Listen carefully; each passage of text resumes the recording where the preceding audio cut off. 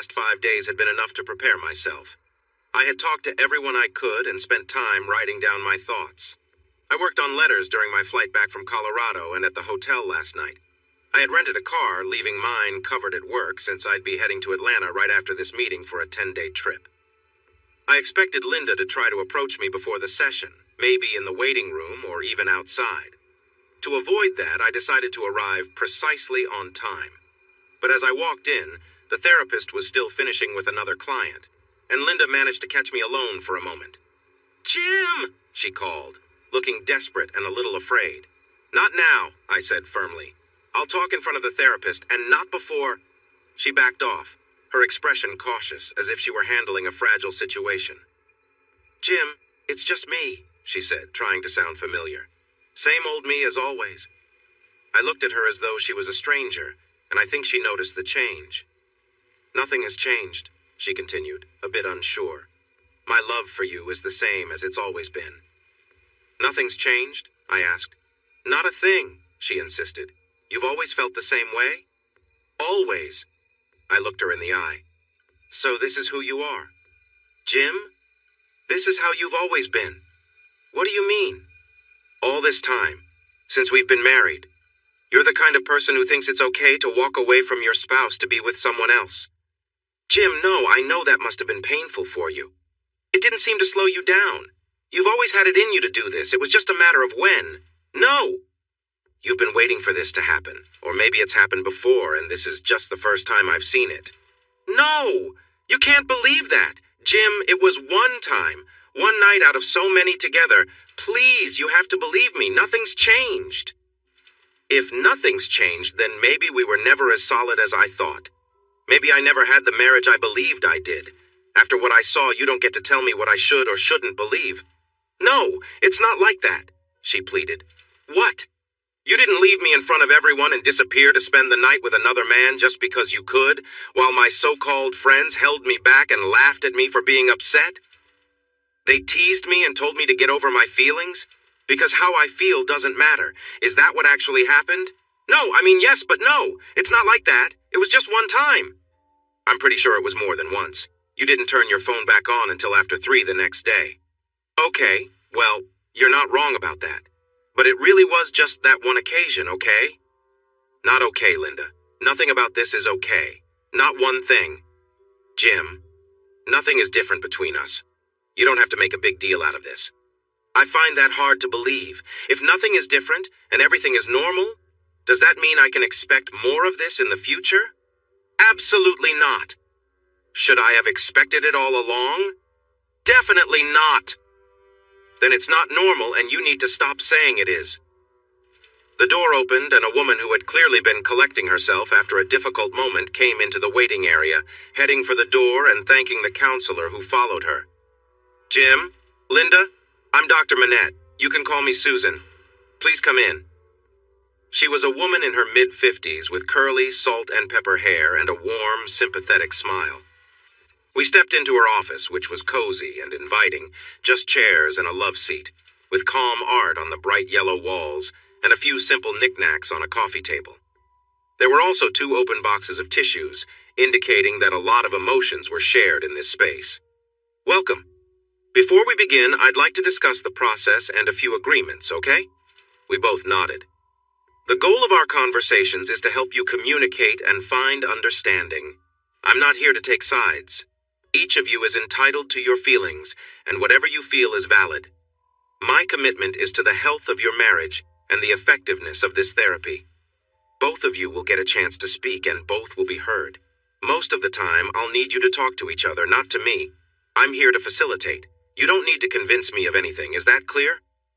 We nodded again. "Please say it out loud. It's important we verbalize our agreements." "Okay, I have no problem with any of that," I said. "I understand. Thank you, Susan," said Linda. "Good. Now, the most important rule we have is that we must be completely honest. There can be no avoiding the truth, no trying to present things in a more favorable light, or deciding what your partner doesn't need to know. There can be no dishonesty at all, no keeping secrets. Just speak openly without hiding anything. Keeping anything under wraps will work directly against any progress we might make. Agreed? Agreed. Good. I'm also going to ask each of you to be respectful and not deliberately try to insult or hurt each other.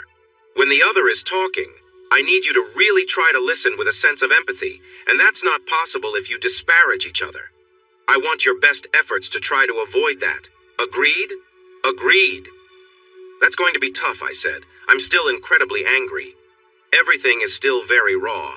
I may express my feelings in a sharp manner, but I promise to try not to be hurtful just for the sake of being hurtful. That's all I can ask. And you'll listen to Linda with an effort towards acceptance. I'll try. I'd love to know what's going on in her head. It's unfathomable to me, and to be honest, I don't think she understands it herself. Okay, Jim, I can accept that. I only ask that you make an effort. Having empathy for your wife is not only part of the process, it's an important goal in the process of conflict resolution. Or, you could just say, "Yes, Jim," Linda said with a hint of criticism. "Linda, you just agreed not to provoke Jim. Sorry. All right." She gathered herself, perhaps realizing she had her work cut out for her. "At some point, I may ask both of you to do some exercises or give you a little homework. I request that you make a good faith effort at such things. Don't let them slide. And we're going to learn some new techniques for communication. When I ask you to follow those patterns, I want you to try to do it. Agreed? Agreed. Good. Finally, I have to ask if there has been any kind of violence between you. Has either of you threatened the other in any way at all? Because I'm required to be concerned about your safety. No, never. Okay, good. Now you're both here voluntarily. You're not under a court order, and you weren't referred to us by a lawyer or mediator. I take it that your goal is to resolve the outstanding issues in your marriage and build a stronger relationship. Is that correct? Yes. Linda nodded determinedly. We want to fix things. No, I said. This is the first I've spoken to Linda since the event I described in the email I sent earlier. I wanted a neutral arbitrator for this confrontation. I need to inform my estranged wife that our marriage is over. It ended the moment she dropped my hand to dance with another man and left to spend the night with him without so much as a word to me. Linda stared at me, speechless. Beyond that, I'd like to use this time to be able to talk to her and remain civil and to negotiate the terms of co-parenting our children without remaining married. I've already spoken to LW, our attorney. He's prepared a draft of documents for a joint petition for separation and divorce. What? Linda had apparently regained her voice. So we found an area of disagreement. Linda, you want to stay married to Jim, is that right? Oh my God, yes, more than anything, Jim, you can't be serious. Very serious. You don't get to just disregard me like that. You don't... What about Emma and Tommy? I'm not going to teach either one of them to tolerate being mistreated in a relationship. I'm not going to set an example where they can expect to be undervalued in their future marriages. You're crazy. I can't believe you're saying this. Linda, hang on. Jim is not crazy. He has made his goals clear, and I'm going to ask you to take him at his word for the time being. No, this can't. You can't. How could you? How could you even say that? What is wrong with you? How could I? How could you? I could have said all those things to you on Friday night if you hadn't just left without a word. It was just once. You married me just once. Just once does not mean it doesn't count. It doesn't have to be a big deal, okay? Nothing's changed. I don't feel any differently about you. It had nothing to do with you. We can go right back to how it was if you can just, please, let it go. Can't you see that you're hurting our marriage over nothing? Listen to yourself. Just, what would you say to me if I'd done that to you? What if I had left and spent time with someone else? If our friends had played a role in holding you back? Should I have expected you to act like nothing happened? No, that's different, and you know it. Why? Why what? Why is that different? Because you'd never do that to me.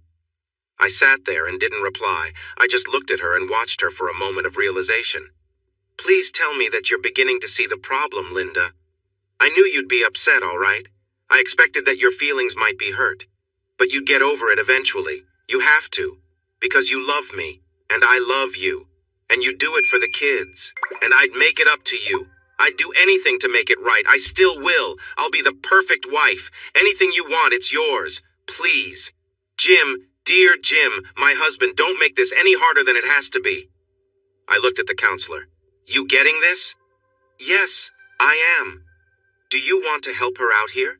Because I have no idea where to begin? I'm not. Ah, she sighed. Linda, You just said that it would be unacceptable for Jim to do what he just mentioned, to leave you for a night. I'm sorry for what happened, and I wish I could change it, Linda said, her voice trembling slightly. It was a mistake, and I didn't intend for it to occur. Jim glanced at her, the weight of her words heavy in the air. Linda, I'm trying to understand where you're coming from, but it feels overwhelming, he replied, his frustration evident. You're expecting me to come to terms with something that doesn't make sense to me. I know it's hard, she responded softly. I can't express how much I regret it. I never wanted to hurt you, and I realize now that my actions have consequences.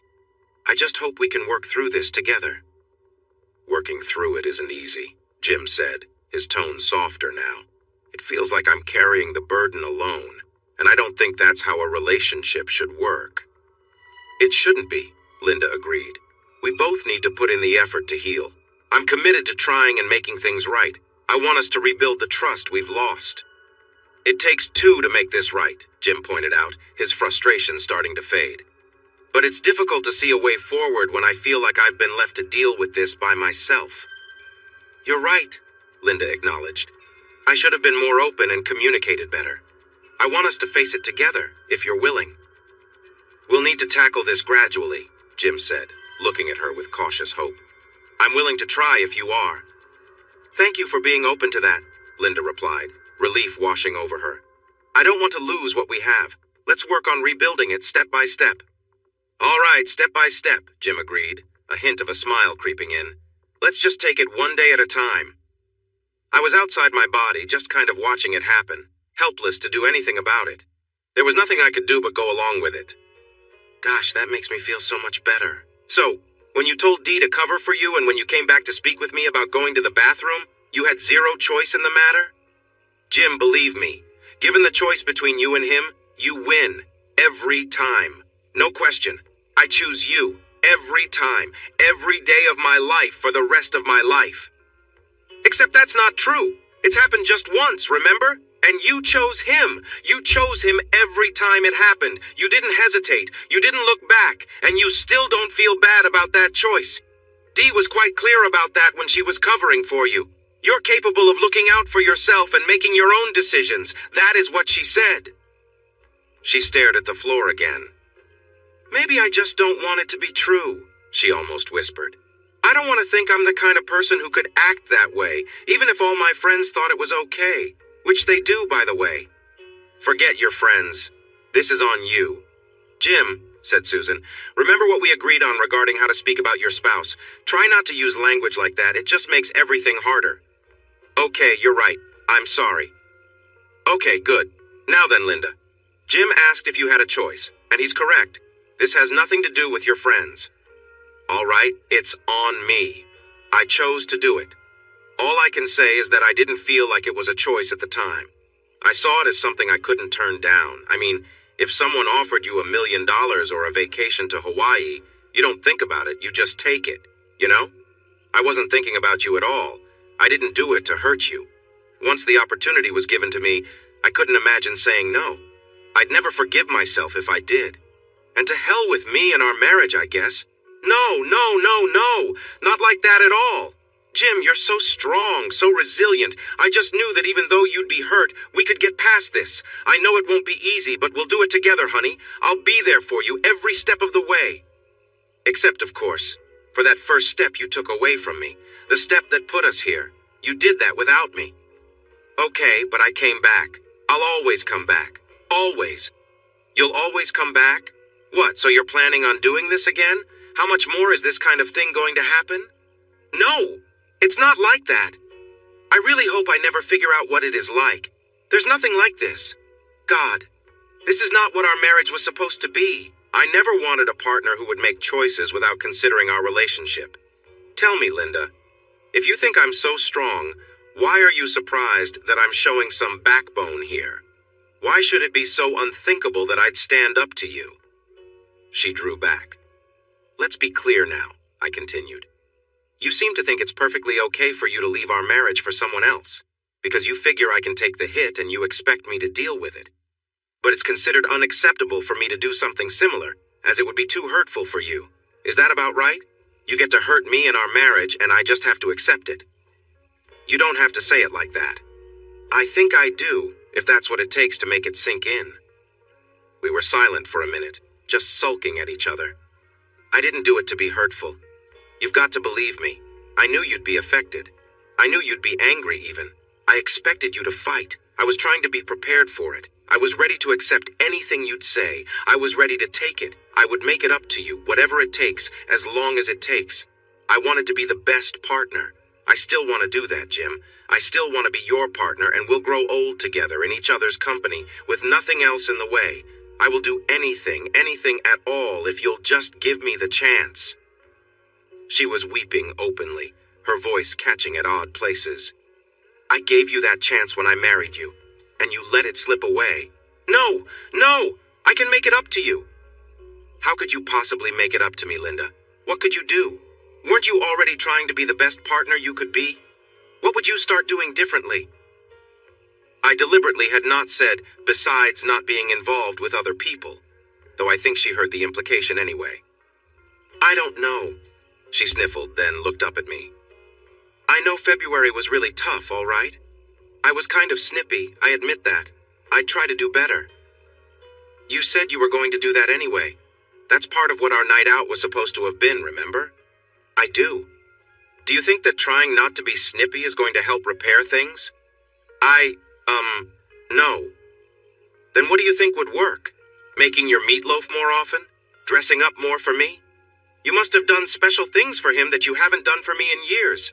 Seriously, Linda, I don't see a way back from this. You're already supposed to have been trying. I was too. That's always been the deal. Saying you plan on starting now isn't going to change much, especially not if your best efforts so far have led us here. Jim, said Susan, remember what you agreed to. Try not to be disparaging. Sorry. Right. Okay. You're expressing how you feel, and that's good. But Linda wants to know how she can make amends. What would mitigate the damage you feel she's done to the relationship and to you personally? Be honest. Tell her how you feel. I closed my eyes. Linda, the only thing that could possibly improve this situation would be to undo what has happened, to erase this from existence. But you can't do that. You wouldn't want to, even if you could. You found validation in it, and it has been a pivotal moment for you. I can see it. It's all you've been focused on. You wouldn't change anything about it. You just wish I felt differently. The only thing you regret is what it has cost you. Here it is. Mark Lavaliere will always be at the center of Jim and Linda's story. Not how we met, not our first date or our wedding or the birth of Emma or Tommy. It's this. He is now the focal point around which our relationship orbits. You left me for someone else without a moment's hesitation and expected me to wait for you. You're still doing it. I can't. He's always going to be there. Every time I look at you, I see you leaving, and it makes me sick. I can't imagine being close to you again after this. That is who you are to me now. What's worse is that it's who you've always been. That is all I see. Do you hear me? I can't do it. We were both in tears at that point, eyes wide open, sitting apart from each other, neither of us willing to close the gap. I wasn't expecting you to be gone, she said. I thought you'd be home. We agreed. You'd be home and we would talk. I didn't know where you were. How do you think I felt? I stared at her, unable to find words in that moment. We agreed? No, I didn't agree to anything. You mentioned that you might be home sometime the next day, but you didn't specify when. I did not agree to wait for you. I did not agree for you to leave with him in the first place. We agreed is not accurate. Jim, said Susan, remember, we want to build empathy. Please try not to direct your anger at her. I took several breaths and nodded. Now, Jim, you asked her what it would have felt like if she were in your position. Now she's asking the same. How do you think she felt when she found you had left the house? Talk to her, not me. How do I think you felt? Well, I think you felt disappointed and probably scared. The situation had spiraled beyond your control. You expected me to be sitting at home waiting for you, having not slept at all, having spent the night in turmoil, and you'd find me there, a broken shell of a person, ready to share all the hurt, all the rage, all the pain. You'd listen patiently, nodding and showing empathy as I expressed my feelings. When I had exhausted myself, you'd take me into your arms, and I would cling to you, feeling both a mix of frustration and a deep need for your comfort. You would offer me solace, knowing you had succeeded in your intentions. You were looking forward to that moment. You believed it would be a challenge, and you'd have to promise me the world, all to regain the connection you felt was slipping away. You wanted to maintain control, reflecting on those memories of time spent together, perhaps even holding on to hopes for our future. You had envisioned having it all. So when you didn't find me broken and pleading for your support, you likely felt a wave of panic. You're still there, trying to manage the fallout. But I refuse to play along. I won't allow you to manipulate me any longer.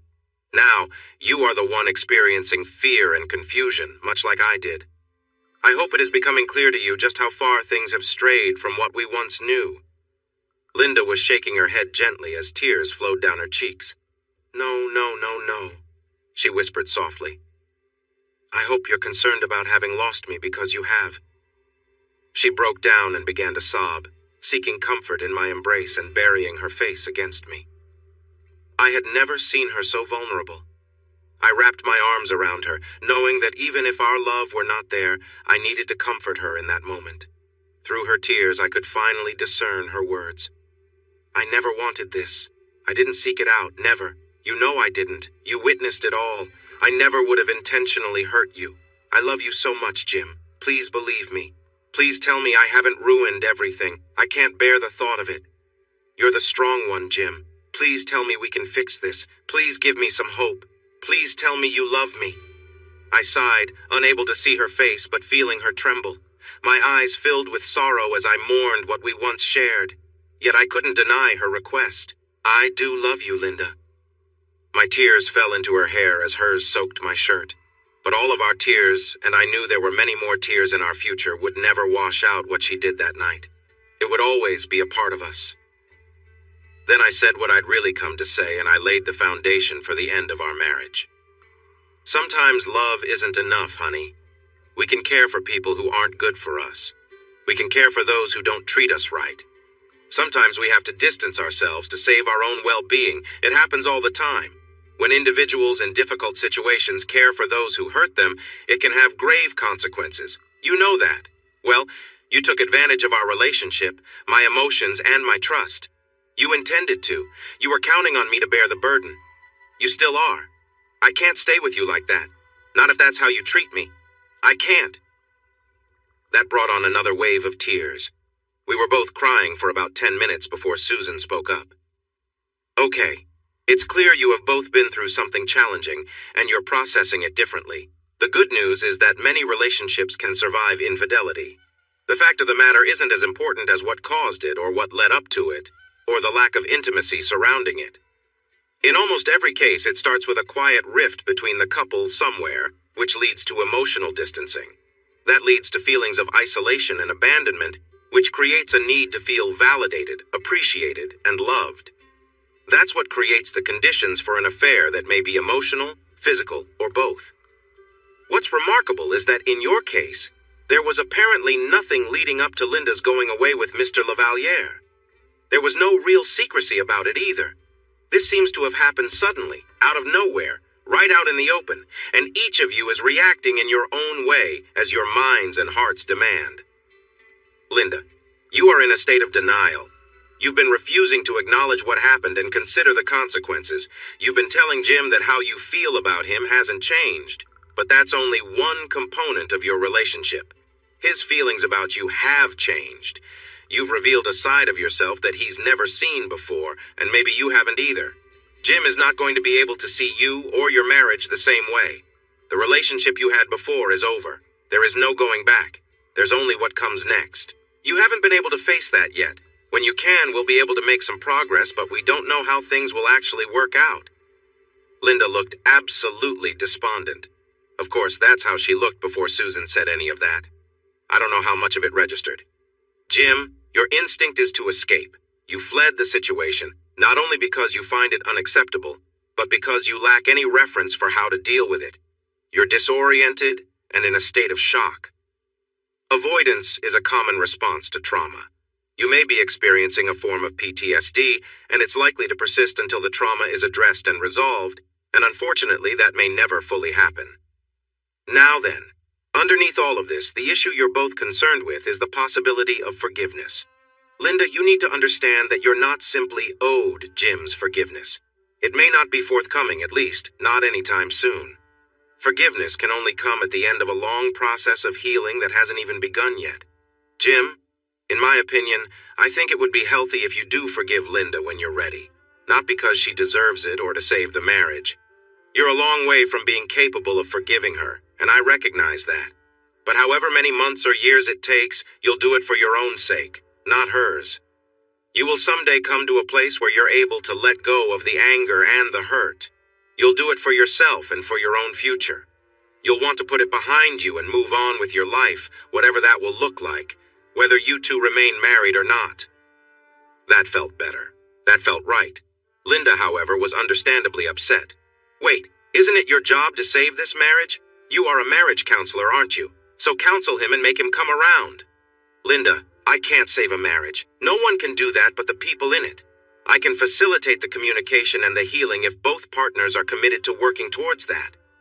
But if the relationship is fundamentally unhealthy, or if either one of you doesn't want to remain married, then no. There's nothing I can do but try to make things less painful when it ends.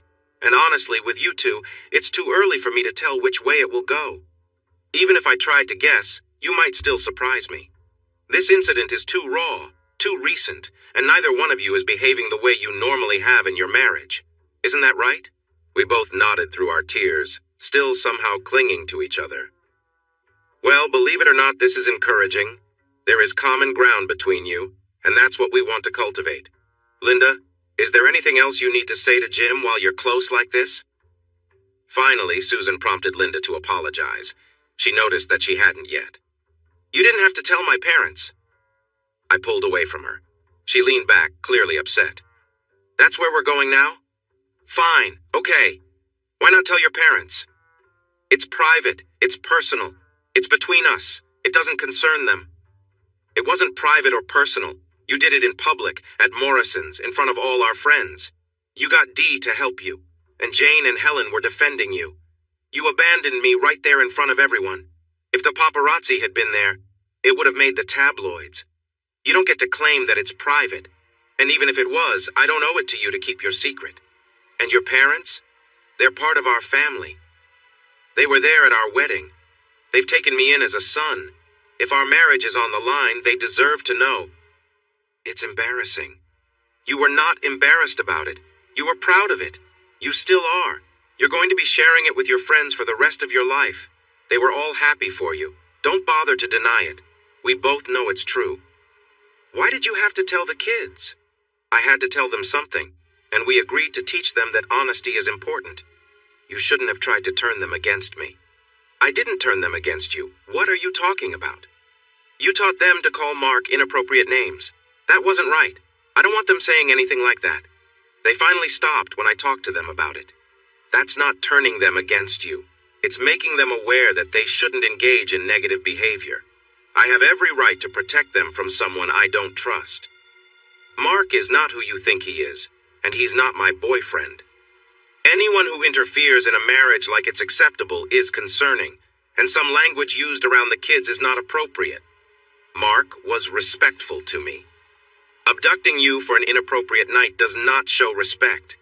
I mean, he didn't mistreat me. He was polite, opening doors for me, and he even remembered my name the next morning. What? The what? My blood had turned to ice. I was motionless and silent.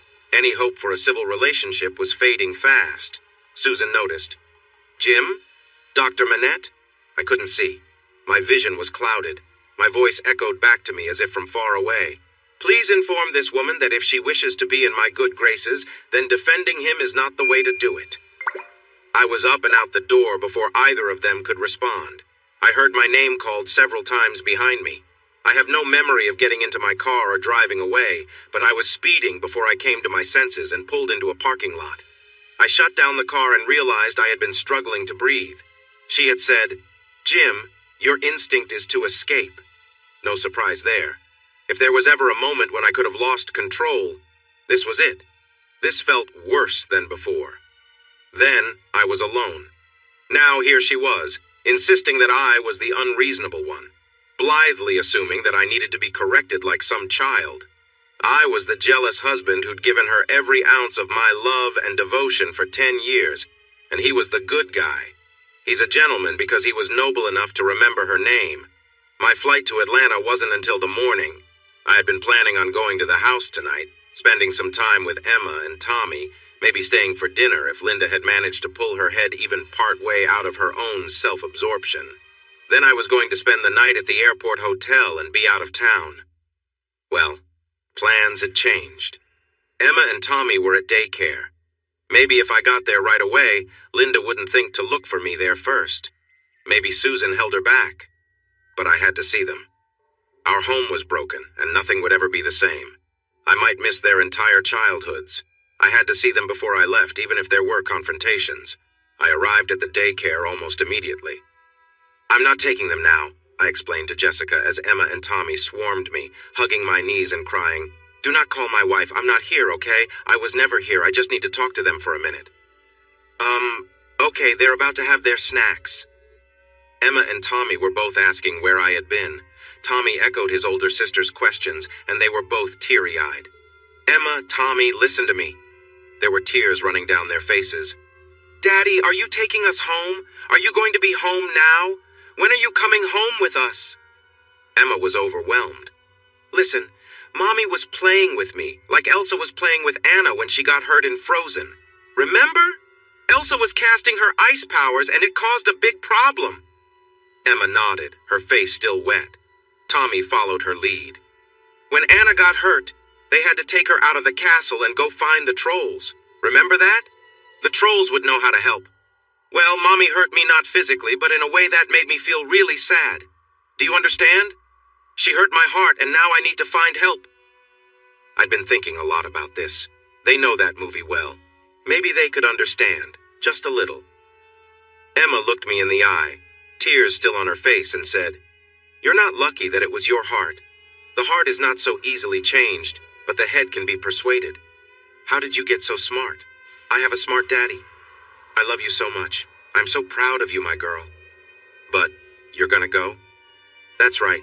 This is the part of the story where I have to go away and get stronger. I have to leave home and find my friends, like Simba found Timon and Pumbaa, like Merida left home and found her mother, the bear, like Jasmine left the Sultan's palace and found Aladdin and Carpet and the genie eye. This is what's happening now. I have to leave my home and find my friends and heal and get stronger so I can come back. Do you understand? Tell me you understand." She was nodding the whole time I was talking. Disney movies might seem trivial, but they actually provide some kind of moral education.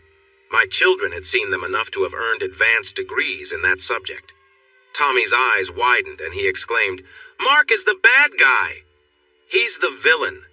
Emma was still nodding. "Mommy can't see it. He just wants to ruin everything and take over, and Mommy doesn't know. We have to tell her. That's not how it works. She can't see. She won't listen. She's under his influence." "What are we going to do?" "I don't know." "Wait, Tommy, did you just say Mark?" "Mommy said not to call him that. His name is Mark." "Have you met him? Has he been in the house?" "No." "Emma, did Mommy tell you to say that Mark hasn't been in the house or that you haven't met him? Did she tell you to keep something from me?" "No." "Did she tell you not to say anything?" "No." "You promise?" "I promise. Lying is wrong." "Lying is wrong," she agreed. As I looked back and forth between them, I noticed new information passing between them on their faces. Mommy and Daddy aren't talking. They're saying different things. They don't agree on what's going on. There isn't a Mommy and Daddy right now. There's Mommy and there's Daddy, and they're in different worlds. I have smart kids. "Okay, tell me what she told you about him." "She said not to call him that. She said his name is Mark. He's a kind man." "He is not a kind man. He's not a good person. I don't want to hear you saying his name." "Okay, all right. Mommy can tell you what to call him when she's around, but I'm going to tell you to think of him differently when I'm around. I know it's a strong word, but he's not a good person. He took Mommy away from me, and he's making your daddy go away. I know Mommy says he's nice, but she's mistaken. He's the villain, right?" They nodded. "As long as Mommy believes he's a nice man, he's keeping me away, and we can't be a family anymore. He wants to take you all away and push me out. I can't be your daddy anymore if Mommy loves him. If she's even friends with him, I have to stay away. I saw the weight of confusion and concern on the tiny faces of my children. So young, so wise, so vulnerable. Did she admit that he's someone special to her? She said he's not. She says he's just a friend she knows. What does that mean? Ah, I shouldn't have said that. It's not for you to worry about. It means she knows him like she would know a boyfriend or a husband. You're her husband, Daddy. She seems to have forgotten that. No, Daddy. She knows you're her husband and she's waiting for you to come home. She's so sad, so sad. She cries every day, every day. When are you coming home? When I found my friends and they helped me get strong so I can take on the villain, right? How long is that going to take? I don't know. I'd do it as a montage if I could. What's a montage? That's where they play a song and show scenes of a lot of time passing, but the job is done when the song is over. So do it like that. I'll sing the song for you. I'd love it if you could sing the song for me, but I don't think enough time will really pass while you do. Undeterred, she launched into an enthusiastic rendition of Let It Go, and of course she knew all the words backwards and forwards. Tommy joined in for the parts that he knew, which was most of it. They'd only watched the movie 71,000 times. I've got to go now, I said when she finished. I'll be away for 10 days, in a city called Atlanta. I'll call you from there, but I don't want to talk to Mommy. I'll only want to talk to you, okay? I'll figure out how to make that happen. I love you, you know that? How far? This was something we'd say. To the moon and back again, then to Mars, Saturn, Jupiter, Uranus, and Neptune. And all the way back home again? And all the way back home again? I love you, Daddy. She raised her tiny arms for a hug. I got down on my knees to give it to her. I love you, Emma. I love you, Tommy. All the way back home again, he said, hugging me too. All the way back home again. I could barely see through my tears when I left them to be picked up by Linda at the regular time. With my plans for the day changed, I decided to do a few errands before I made it back to the hotel. Phil was surprised to see me showing up at his workplace. I was surprised to be there too. Last time I'd seen him, he'd been ready to confront me, and I would have stood my ground. Jim, hi. Hi, Phil. What are you doing here? We need to talk. Translation. No, Phil, I'm not here to apologize or ask for an apology from you, but I'm not planning on this being hostile. There's a whole bunch of business between us, and it's time to clear the air because I'm about to move forward and you need to decide where your loyalties lie. Ah, okay, right. Hey, this isn't a good time. Why don't you swing by the house tonight? Bring the kids. Not that kind of talk, Phil. And it needs to be now, I'm afraid. Sorry. All right, hang on. Debbie? A woman with medium brown hair poked her head up. Hold any calls I get and have James deal with the McAllister thing for a while, all right? This is something I need to take care of. Give me an hour. Okay, Phil. Is everything all right? Yes, fine. This is Jim Johnson. He and Linda are friends of mine and Jane's. There's something going on that affects our families, and we need to talk for a bit. 1 hour. Okay? Okay? Come on, he said, grabbing his coat. Let's not do this here. The coffee shop in the lobby of the building wasn't especially busy. He ordered a coffee drink that was more like a dessert, and I opted for a small black coffee that I didn't plan to drink. Phil paid. Okay, Jim, you've got my attention. Everybody's been running around worried sick about you. Linda's been anxious all week. Nobody knows where you've been or what you've been doing, and now you're coming to me? What gives? I met with Linda for the first time this week at a counselor's office this morning. She said that all her friends thought it was okay. She was very clear about that. While I was over at Morrison's wondering what happened to her, everybody there already knew. Everybody but me. Specifically, all the girls knew. Dee and Jane were barely able to contain their excitement, but Helen was in on it too. Rosie knew, but she wasn't feeling too good about it. And Jane? Well, you saw her. She was really happy. Everyone was in on it. Why? How? Phil was as still as a statue, staring at his drink. I pressed on. Seeing Jane get all excited stirred up feelings in you. It wasn't because I was giving her a hard time. You were upset at her when I confronted both of you. There was something going on that I don't know about, but you did. Maybe it's none of my business. Maybe it's personal between you two. Well, I'm asking anyway. I'm tired of being in the dark about what my wife thinks we're doing with our marriage, and I'm pretty sure you've got insights on that subject that would interest me greatly. So, what can you share? He took a sip of his drink and wiped his lip. Well, you're right. What's between me and Jane is none of your business. But you're also right that there's a lot you haven't been told. I'd want to know it too if I were in your shoes. You deserve to hear it. You've been dealt a tough situation, and you don't deserve what's happened. Another sip. Okay. What I'm about to tell you, you did not get from me, okay? You were never here. We never talked today. You're still frustrated with me as far as anyone else is concerned. I'm the last person you want to talk to. I'm only saying this because I have to live with myself, and I'm trying to convince Jane to find a new group of friends. They are not a positive influence. Sorry. Don't be. Okay, right. So I'm going to tell you what the deal is. To the best of my knowledge, even though this is the kind of thing I shouldn't talk about and wouldn't talk about with you. But first, dramatic pause. I raised one eyebrow. You've got to tell me where you've been all week. You basically vanished. It spooked everyone. I spent the first 2 nights at Dave's brother's place. His name's Pete. He got divorced a few years ago and has a really sweet but unique-looking cat named Frankenstein. Then I checked in at work and spent the rest of the time at my mom's house in Colorado. I'm only here for today, then I'm leaving town for 10 days. It's work-related. I volunteered for it. Not going to tell me where. Emma and Tommy know. Maybe your kids can get it out of them. Okay. Well, you really had everyone baffled. Remind me never to play hide-and-go-seek with you. Deal. Your turn. What is going on? Jane and I, he drank more of his frothy drink. We nearly got divorced a few years ago. I didn't know. Nobody knows. Well, the girls do. They talk. And that's part of why we nearly got divorced. The 5 of them, Dee, Helen, Linda, Rosie, and Jane, they all get together and discuss all kinds of things. Some of it is pretty risky. They talk about relationships and how tempting it can be to explore outside of their marriages. It's their favorite subject. My blood turned to ice water. Again. That's twice in the space of a few hours. Just like what happened to you. Yeah. That's exactly the kind of thing they go on about all the time. He looked at an empty spot on the table, refusing to meet my eyes. And now it's real. Jesus, Jane would be furious if she knew I was talking about this with you. I was sworn to secrecy, but this has gone too far. She only tells me about it because we're in marriage counseling, and it's supposed to be just between us. That's the deal.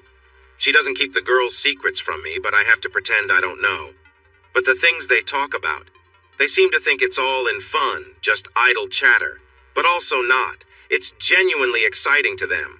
Then Linda actually pulls that stunt right in front of you, and all of a sudden, it's not just fun and games anymore. I had no idea. Right, and you still don't, okay? You didn't get this from me, remember? As far as I know, the only one who actually steps outside her marriage is Dee. She'll connect with someone for a brief encounter a couple times a year, just because it gives her a thrill. And then she shares it with her friends. It's all I can do to look at Dave and try not to think, you poor guy.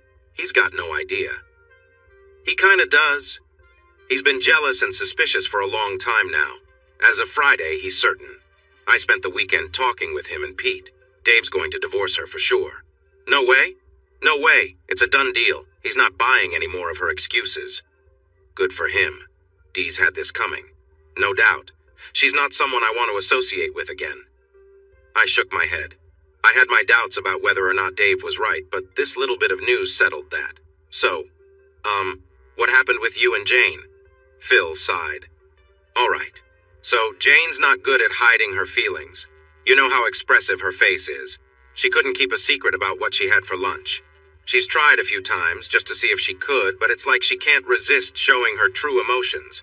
So that group of friends had gotten her all worked up. She was fixated on the idea of exploring new connections, but there was no way she could keep it subtle. Instead, she came to me all innocent and tried to convince me that opening our marriage could be a good idea. You know what I mean? Like a pass to experience something new. She suggested it might bring some excitement back into our relationship, that perhaps a little variety could deepen our appreciation for each other. She kept using that pleading look, you know, The one she does. Yeah. I remembered how she'd looked at me that Friday. I told her absolutely not. We agreed as couples that monogamy was our rule. Oh yes, we've all been pretty clear about that. Yeah, you'd think so. Well, I pressed her about where this idea came from, and she let slip that when it was just her and her friends, things changed. She shared their fascination with exploring relationships outside of marriage and hinted that she wanted to try it herself. It turned out her friends had been giving her advice on how to suggest it to me. Apparently, Dee volunteered to be a kind of buffer for Jane, but the rest of them talked her out of it, saying it would be too complicated. Wow. Yeah. Jane kept asking me to think about it. She tried to persuade me gently, suggesting we shouldn't dismiss the idea right away. I told her I'd need a few days to think about it, and we'd discuss it later. You didn't actually consider it, did you? Not for a second. I thought about it briefly and decided I'm not interested. I took a few days to gather my thoughts for our upcoming discussion. She was on pins and needles, anxious about what I might say. She was sweet and attentive, trying to be the perfect partner. However, I was still furious with her, and I did not trust her. The whole time I was worried she was thinking about another guy. So I sat her down at the kitchen table that Friday and told her I was ready to talk. She appeared eager and nervous. I had 2 big manila envelopes for her. I said she would have to choose one when I finished talking. I said, Jane, I've been thinking about what you're asking me to do, where we're going with our marriage, and I've taken it all very seriously. I'm sorry I just brushed you off before and said no without really considering it. Well, I've considered it, really considered it. And I think that we have an open marriage already, and you just haven't mentioned it. Your friends seem to have influenced you, and I believe there's someone else you might be interested in. Who is he, Jane? How long have you known him, or have you been planning to see him? She tried to deny it and insisted that there was no one else, that she was just curious. I raised my voice out of frustration. I couldn't believe what was happening. I expressed my disbelief and called her out on her behavior. I had never spoken to her that way before, and it was a moment that left a significant mark. She was visibly upset, tears streaming down her face. Part of me wanted to comfort her, but I was overwhelmed with anger. I felt that our marriage was already strained beyond repair. She had dismissed my feelings, and it seemed she was moving forward with her own desires. I know the feeling. I bet you do. He shuddered. Sorry, bringing it back like this. I can still feel it. This was a few years ago, but I don't think I'll ever really be over it. God, I get it. What was in the envelopes? Oh, right. While she was crying on the floor, I opened the first envelope and threw a set of divorce papers at her. I'd already signed the documents and had them notarized. All she had to do was sign them as well, and that would be it. I'd file, and the marriage would end. I said she could have as many relationships as she wanted, but she would not keep me as a husband. I was done, no matter the circumstances regarding the house or children. I thought we were done, Jim. I really believed that was it. Jane is very good at getting what she wants, and if she wanted to see others, then we were essentially divorced already. I was just making it official. What was the other envelope? Blank papers and a business card. I told her that if she had any interest at all in trying to save the marriage, she needed to write down all the actions she'd taken and plans she'd made without my knowledge, such as the names and addresses of those involved, how long it had been going on, and what her future intentions were. All of it. Everything I was never meant to know about, all the discussions she'd had with her friends, needed to be included. The business card was for a marriage counselor I'd scheduled an appointment with for the next day. If she wanted any chance of staying married, she had to write everything down and bring it to the appointment, and I would meet her there in the morning. We might still end up divorced, but that was her only opportunity. I left her there and spent the night in a motel. I had a bag packed in my car and everything. Didn't sleep a wink. I went to the counselor's office the next morning, looking and feeling terrible and wondering if she'd show up. It was surreal. I was in a strange state, wondering whether I still had a marriage or not. It was out of my hands. She arrived looking worse than I did, with all the papers she managed to write on through the night. I was right, by the way. She had someone already chosen, a coworker she'd been close with for months. She said they hadn't really done anything yet, but yes, a hotel room had been reserved. When she saw me that morning, she repeatedly said, "I'm sorry," over and over again. You know, Linda hasn't said I'm sorry even once. Not once. Why not? For one, I haven't been around for her to say it. But more importantly, I think she genuinely believes that she hasn't done anything wrong. I'm the one being a spoilsport. Even now? Especially now. I'm sorry, Jim. Thanks, I guess. Well, that explains a lot. So, are you ready for the hardest part? It gets harder? Yeah, the reason you came to my office. You wanted to know what the girls were up to, beyond their usual mischief. Jane tells me all that now because that's the agreement we made with our counselor. Anything the boys aren't supposed to know, she reports to me immediately. If she tries to keep things from me, our marriage would be in trouble. She understands that. In return, I'm supposed to keep their secrets. I'm breaking that rule now, but Linda made it impossible to keep quiet. They all did, so it's not really a secret anymore. Okay, so what's the hardest part? The reason the girls chose that club and the hotel. There are rumors that Mark Lavaliere, the hometown hero, frequents there and has a way with women. They were looking for that thrill. They didn't think it would happen to them, but it was like buying a lottery ticket. Just the idea of it was appealing to them. That's according to Jane. When it actually happened, they were all super excited. It was just like they had talked about, just like what they had imagined. They were too caught up in it to think about how any of the husbands would react, especially you. I didn't remember much after that. I was just stunned. I didn't remember leaving the coffee shop or driving my car or going to the Willing Mind. But somehow that's where I ended up. I understood why when I went inside and saw Lynn. She smiled and waved me over to the bar. Jim, just you today? Yeah, and I'm not staying long I wanted. I need, sit. Have you eaten? Not much appetite, I'm afraid. How about some loaded potato soup? On the house. You'll want it once you smell it. All right. She bustled back to the kitchen and emerged with an iced tea and a crock of soup. The place was far from busy. She was right about how the smell activated my hunger. Lynn, I wanted to ask you something specific. Shoot. I didn't tell you where we were when Linda left me, did I? No. You're pretty well informed about what goes on in this town. When we were here on Sunday, you mentioned that Lavaliere was quite the charmer. Do you know if he has any particular places he frequents? Any special spots where women seeking attention might go? Oh, well, Wait, Jim, do you think this wasn't just a random thing? Do you think your wife was hoping this would happen? I have reason to suspect as much, yes. Do you know where these places are? There's a bar downtown, it's called Cahoots or something. Oh, and the Irish pub, Brennigan's. He's been known to show up there. And on Friday nights, he sometimes goes to that dance hall that's connected to the hotel. They both start with the letter M. Morrison's, the Madison. That's them. He rents out the penthouse at the hotel and takes his guests there. That's the word on the street anyway. 3 guesses as to where Linda and her friends decided to take their husbands that Friday night. Go on. Guess. Oh no, oh Jim, I'm sorry. Don't be. You're corroborating evidence I've heard elsewhere. And you were right about the soup too. Thank you. Hey, any time. You don't know anybody else that this has happened to? Any names? No, but that shouldn't be too hard to find out. I mean, it's happened more than a few times. Keep your ear to the ground about that. Maybe I can start some kind of support group for jilted husbands. Not a bad idea. Of course, if you want to find that, you could just show up at any bar. I snorted. Then I was saddened by the fact that she was almost certainly correct. Next stop? The bank. I needed cash for bribe money. Then, on to the Madison. It was too early to try Morrison's. I doubted the club would even be open yet, but the hotel surely would be.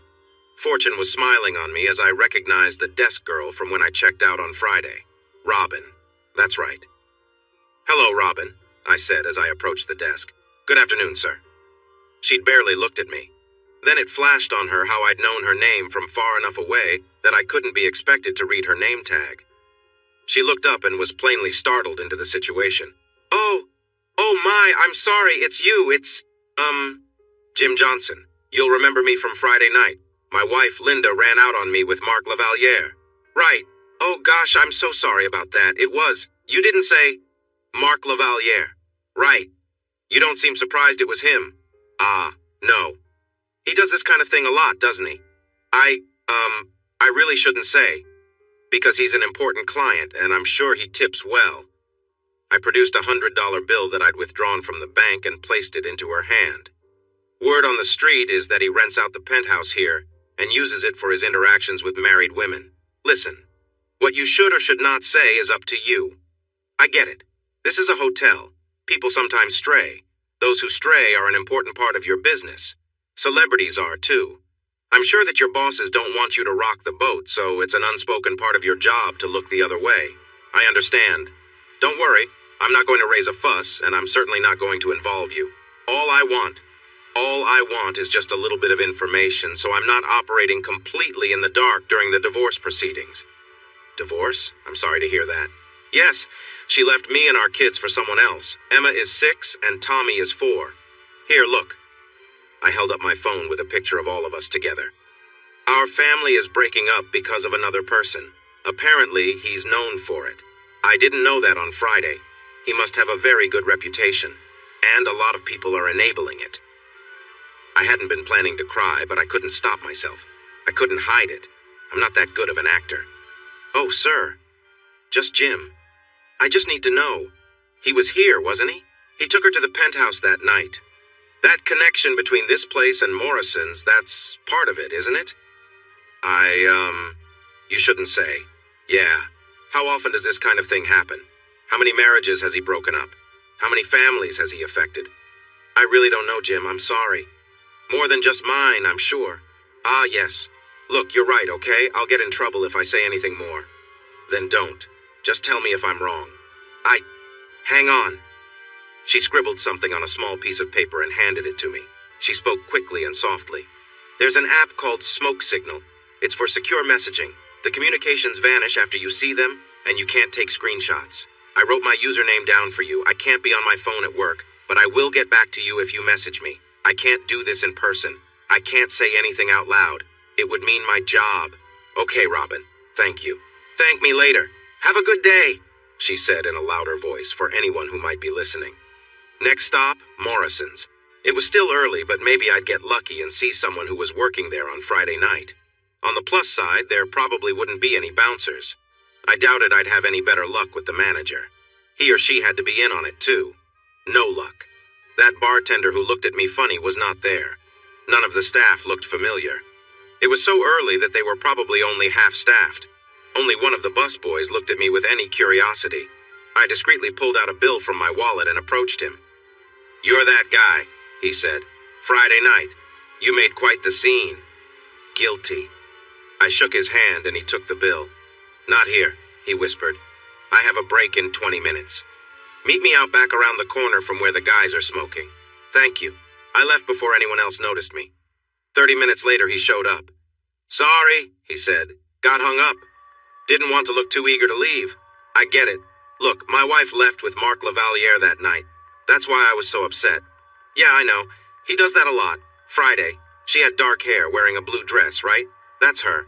I saw them going towards the Madison. I hear that's where he takes them. Yeah, I figured that out already. Look, what I need to know is, do you know anybody else that he's done this to? Any names? No. I don't even know your name, mister. Jim Johnson. I'm Jeremy. So, I guess you're wondering why he went after your wife, specifically. Well, yeah, now that you mention it, that's easy.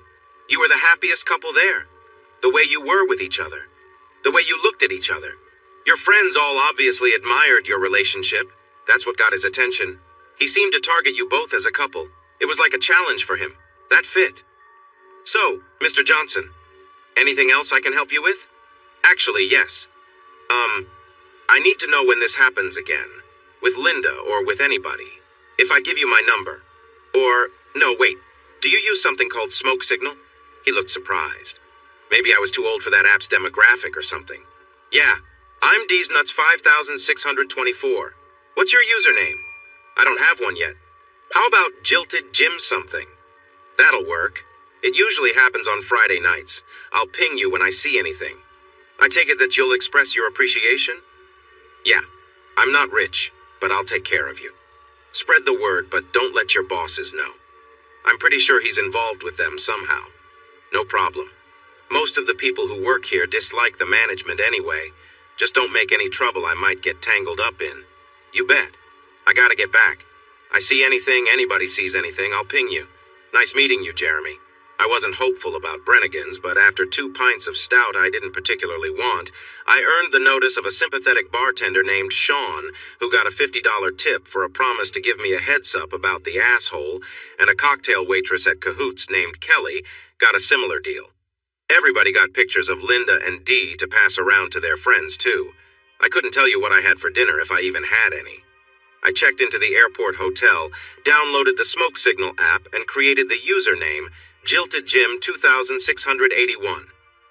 I sent a message to D's Nuts 5624 and Rockin' Robin 2558 to say hi and get in their contact lists. 1234 good for you was Sean, and Kill Ya Quick 7777 was Kelly. I got brief acknowledgments from everybody, and the messages later vanished without a trace, as promised. I couldn't use anything they sent me as evidence, but at least I had something I didn't have before. I also saw that Linda had been sending me messages again. I deleted them all without reading them. I knew what she'd be saying to somehow fix this unfortunate mess, which was not her fault, followed by promises to make everything right. Finally, she'd try to persuade me to move past my concerns and accept my situation as her husband, whose feelings didn't seem to matter. Again. I also knew what she would not be saying. I'm sorry. I regret what I did, and I really wish I hadn't done it. I can't imagine what you're going through, and it's difficult for me to accept that I caused it. Yeah, nothing close to that was ever going to come from her. I lay back on the bed and stared at the ceiling. I was on top of the covers, fully dressed with my shoes kicked off, knowing that no sleep would come to me that night before I had to fly to Atlanta. I was blessedly wrong, and almost missed my plane.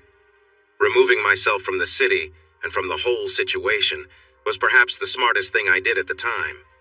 All of a sudden, my problems were literally 1,000 miles away, and I had something to concentrate on besides the overwhelming negativity that had consumed me for the past week. I spent most of Friday and Saturday going over the files Larry had given me, and I thought I saw where most of the problem areas were. Also, the hotel had a small gym, and I remembered Pete's advice. I had nothing else to do, so I walked on the treadmill and tried some of the exercises described in little pictures on the machines. There was a rack of free weights, too, but I didn't really know how to use them. I just did what I thought I should, got tired and sore, then stopped. On Sunday, I called LW. He asked how things went with the counselor, and I laid out the whole interaction, more or less, right up to the point where she called someone quite impressive. Impressive, you say? I could hear the old man's eyes twinkling. That's what she said. At that point, my mind couldn't process it, and I had to leave the room. Well, for what it's worth, she might be more correct than she knows. That's not a good thing, mind you.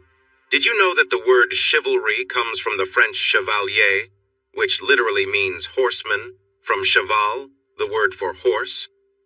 Of course, it specifically means knight, and it is in fact a title of nobility and armored man upon a war horse, with the powers and privileges enjoyed by agents of the king or the local lord. We could also be talking about a knight-errant, who simply wandered around everywhere, doing whatever they pleased, whenever they pleased, to whomever they encountered, with free license to do so.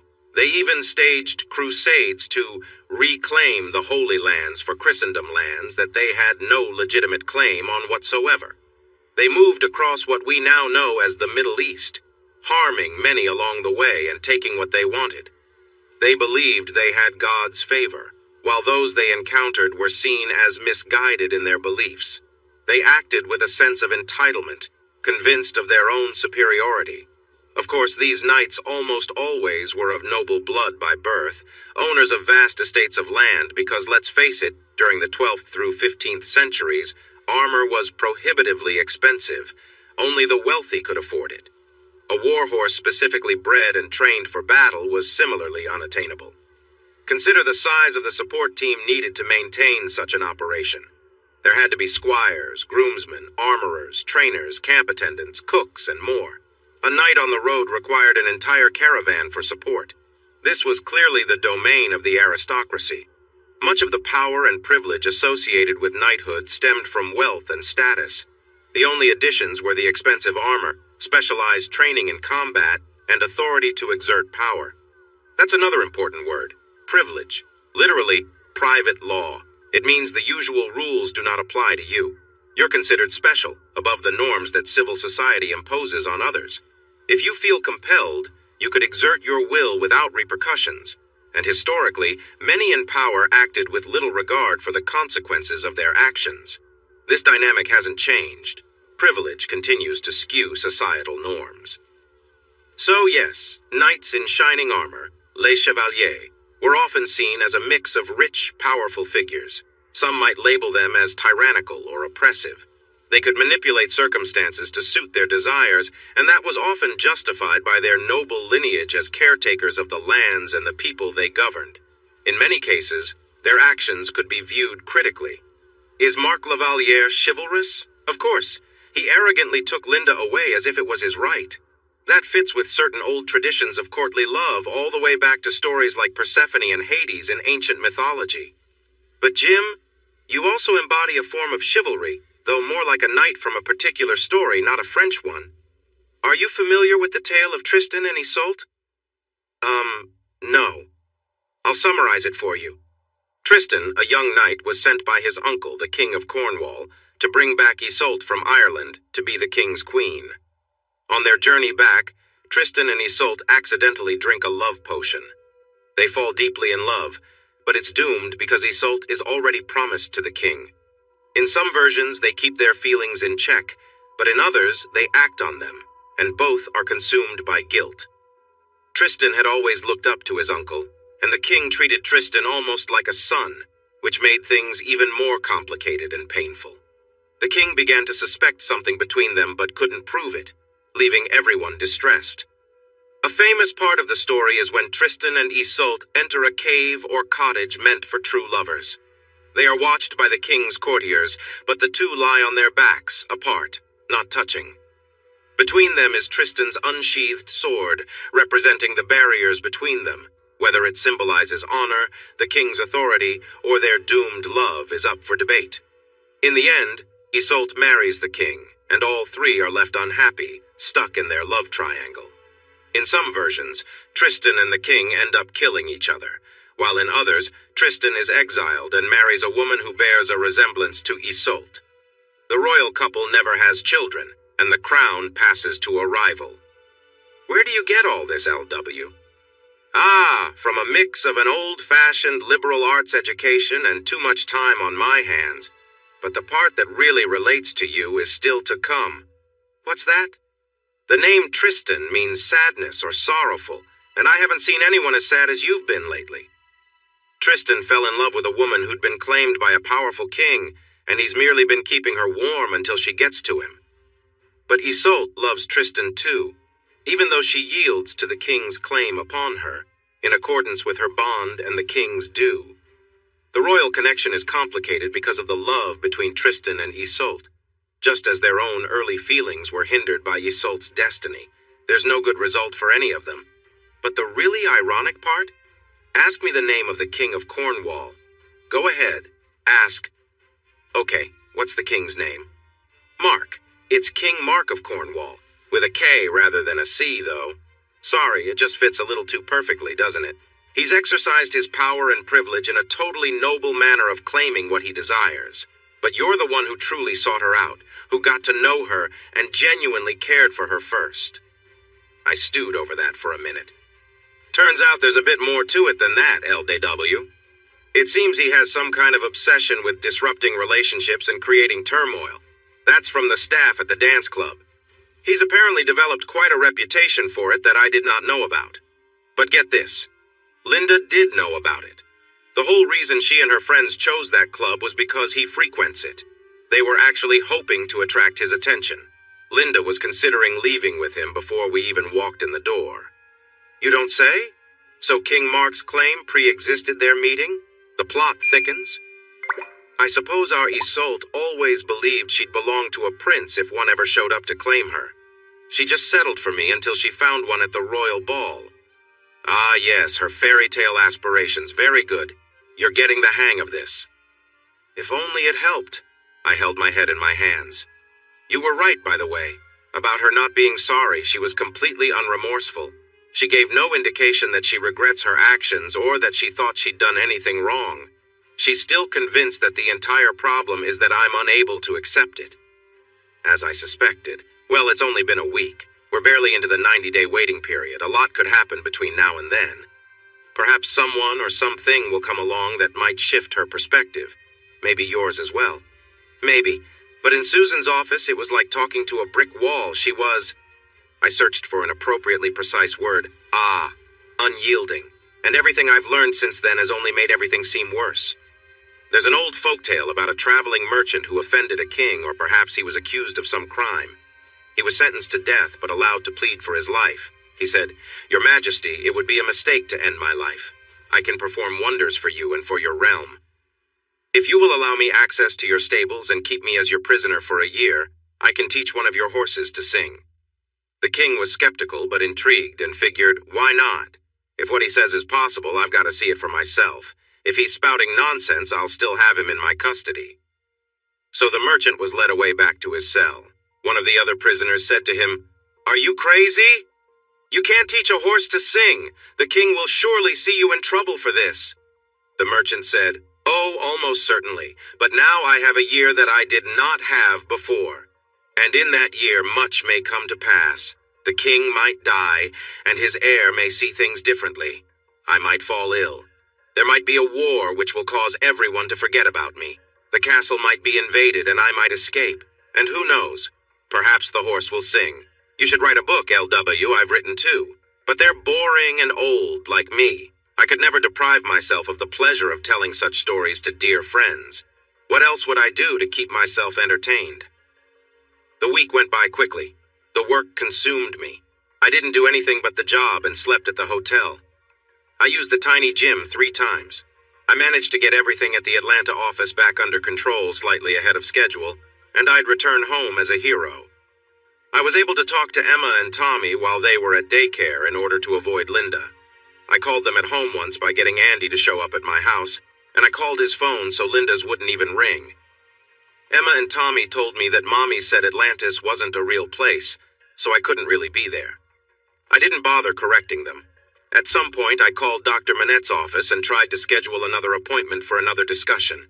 Susan made me apologize for my outburst and promised that it wouldn't happen again. She assured me that she'd talked to Linda about how what she'd said was thoughtless and hurtful.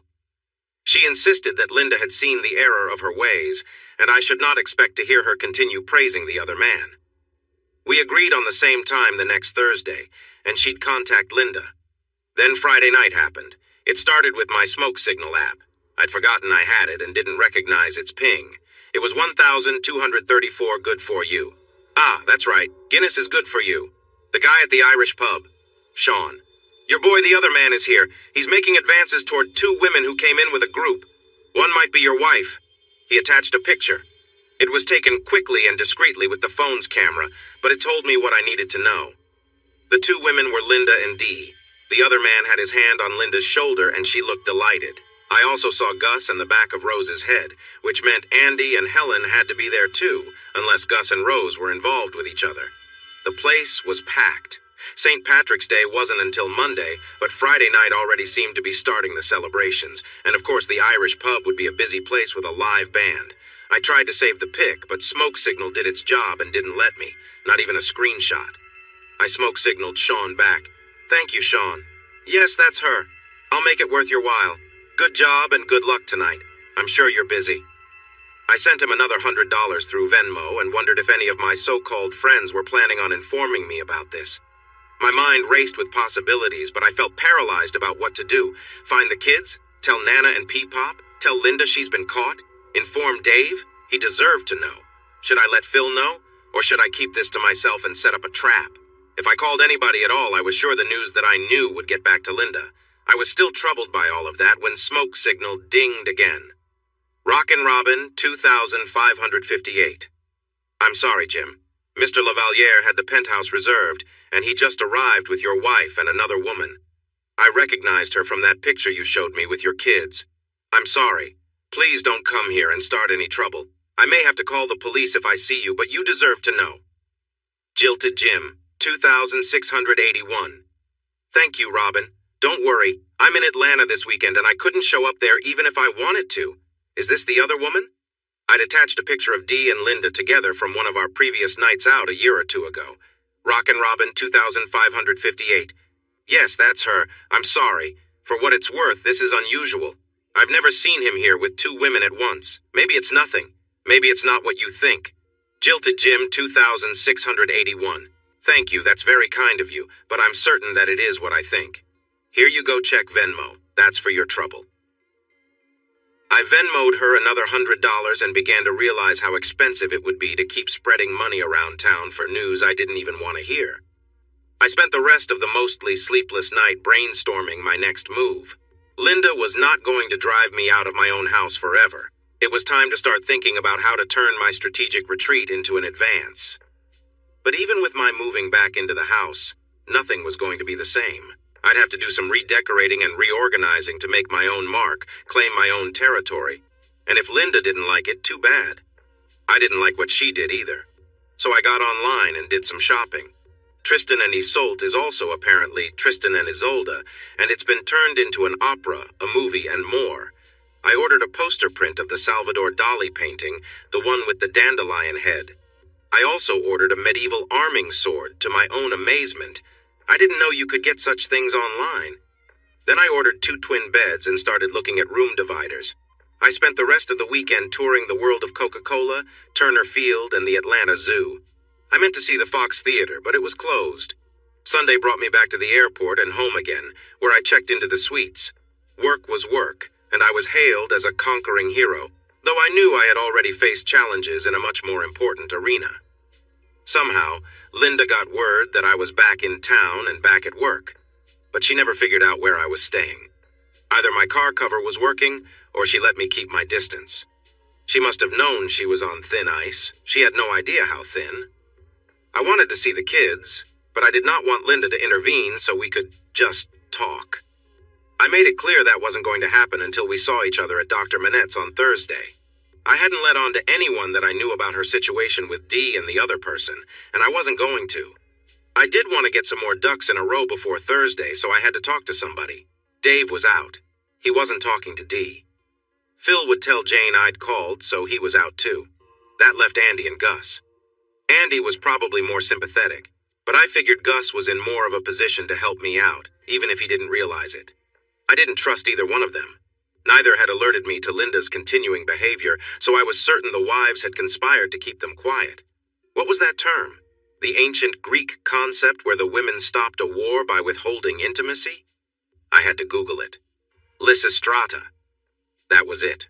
That's the kind of thing LW would know, but I didn't fully trust him at this point. I made the call. Jim?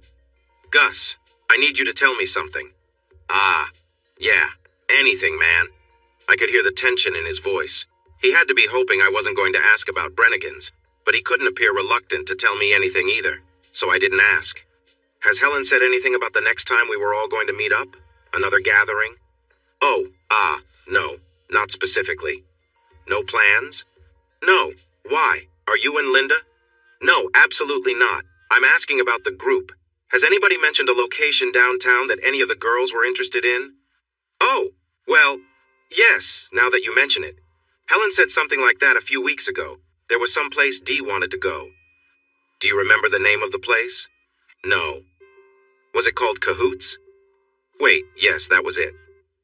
Thanks. I hung up. He called back. What the hell, Jim? You call me out of nowhere, nobody knows where you've been, and you just hang up on me? You told me what I needed to know. Goodbye. I hung up again. I didn't want to give them anything more. I hoped this would be merely puzzling. When it got back to the group's gathering, I was sure they'd be discussing everything. What did I know? Why was I so harsh on Gus? Were we not all friends? What did Gus say? Did he crack? It probably seemed like the situation was spiraling out of control, but how serious was it really? Serious enough, ladies. I composed an email and addressed it to Dave, Phil, Andy, and Gus. I didn't send it. I saved it as a draft and would wait for the right moment. Serious enough indeed. Serious enough that all of you are headed towards a difficult place. Linda and I arrived at the counselor's office around the same time and entered without a word. I was frowning and pacing. She appeared reserved and tentative. "Jim, Linda, welcome." Susan greeted us with a wave signaling for us to sit. "Before we begin, Jim, I want to let you know that Linda and I had an additional session earlier this week. I won't go into detail about our conversation, but we gained some clarity. Now I need to ask you in person, Jim, not to repeat how we ended our session 2 weeks ago. I understand you were upset and your feelings were valid. However, your behavior was inappropriate and disrespectful, not just to Linda but also to me and the goals we aim to achieve. It's important for us to maintain a respectful environment. I apologize, Susan. I recognize that my reaction wasn't appropriate. I regret if I upset both of you and possibly caused concern. That wasn't my intention. I was simply responding to feeling provoked. I assure you that I will manage my reactions more constructively from now on. I have a better grasp of the situation now. I remembered Pete's advice about what an apology should entail. Thank you, Jim.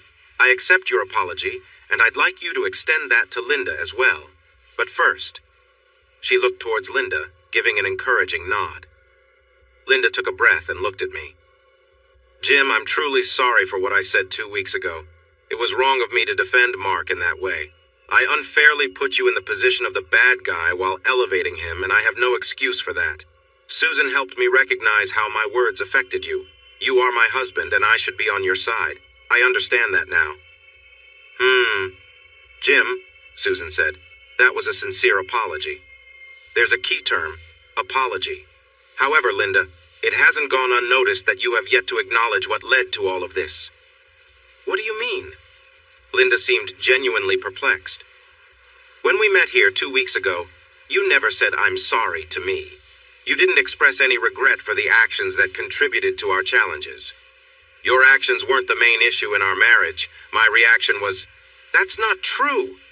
Susan. I leaned back. Susan looked between Linda and me, taking a moment before speaking. Linda, I'm sorry, but Jim's feelings are valid. I reviewed my notes before our meeting and noticed some patterns in your behavior. He has a reason to express what he feels. No, that can't be true. We discussed this in your session. I said I was sorry. All those calls, all those messages.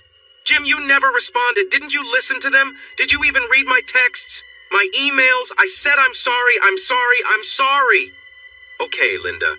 No, I didn't engage with what you sent. Just as you chose to disconnect when you were with someone else, I shut you out too. I accept your apology for the incident 2 weeks ago. However, right now, regarding your actions, let's clarify. What exactly are you sorry for? For hurting your feelings, for embarrassing you in front of our friends, for making such a mess of things, for driving you away. I'm so incredibly sorry, Jim. There it is. You're sorry for the aftermath. You're sorry for the impact on you. Linda appeared stunned. You are not sorry for your actions. You have no regrets about what you did. You don't regret your choices or the consequences. The thrill of it seems to be what you remember most. Linda's mouth opened and closed in shock. Let's be honest, Linda. If you could have kept this from me, you'd tell yourself that ignorance is bliss. But since you didn't, you seem to think convincing me to accept it will make it right. You still believe you did nothing wrong. My feelings were an obstacle to what you wanted, and now you resent me for it. You seem to think if you could just change my perspective, we'd be reconciled. You still think the problem lies with me. Jim, she looked at me, desperation in her eyes. I don't know what to say. Then let's start with honesty. When we began therapy 2 weeks ago, we agreed to complete transparency. No dishonesty, no secrets, no avoiding the truth. I turned to Susan. Is that correct? Yes, that's the agreement. Linda, yes, of course. Because this kind of therapy won't succeed without openness and honesty. Ah, yes, right. When you two met on Tuesday, did you discuss what happened at Brannigan's Irish pub on Friday when you and Dee were out with the gang for an early St. Patrick's Day celebration? Susan raised an eyebrow and indicated with an open hand that Linda should respond. What, was all she said. Linda, dear. I held her in place with my eyes. I think there's some relevant information you should probably reveal at this point if you want these sessions to go the way you'd hoped. Linda looked as if she were going to speak. Then she fainted and fell on the floor, twitching. Susan was on her in an instant, cradling her head, speaking softly, trying to bring her around. Linda, it's okay. You're safe. Can you hear me? Linda, you're safe. It's okay.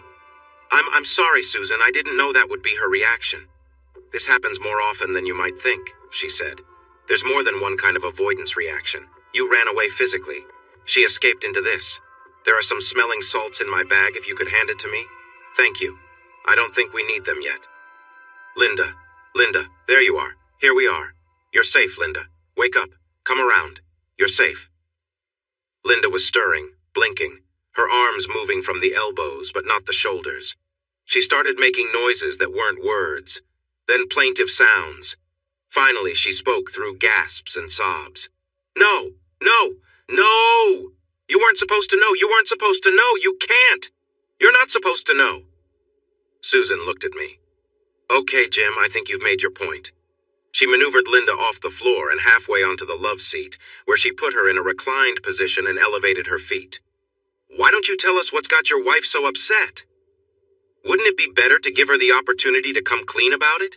I mean, I wouldn't want to get any of the details wrong, and I really don't want to hear "it's not what you think" again, because I seriously doubt that she could handle listening to what I think. Linda just moaned and continued crying. I can wait. I leaned back in my seat. It took a while.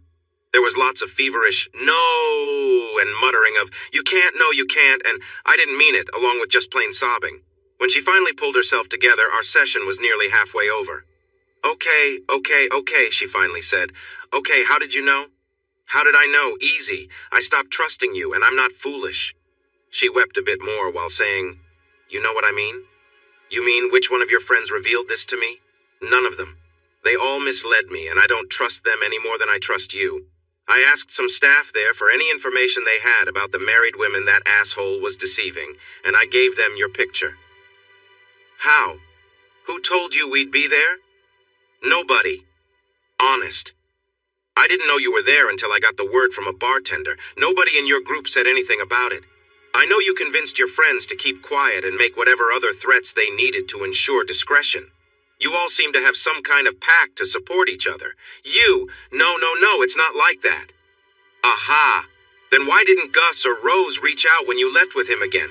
They were there. They saw it. They're supposed to be my friends. Why didn't they say anything? It wasn't like that. They didn't. We didn't. You've got it all wrong. Then please explain to me and to Susan just what exactly happened last Friday. It's rude to leave her in the dark. Please don't try to hide anything or twist the truth. It's insulting. I know more than you think I know, and I will call you out on any deception. I don't. Gah! She gasped with exasperation. If you didn't know we were going to be there, how did you know to talk to the bartender? Oh, you're not going to like that answer. Not at all. And you're not going to like what it means. I'll tell you the whole thing, I promise.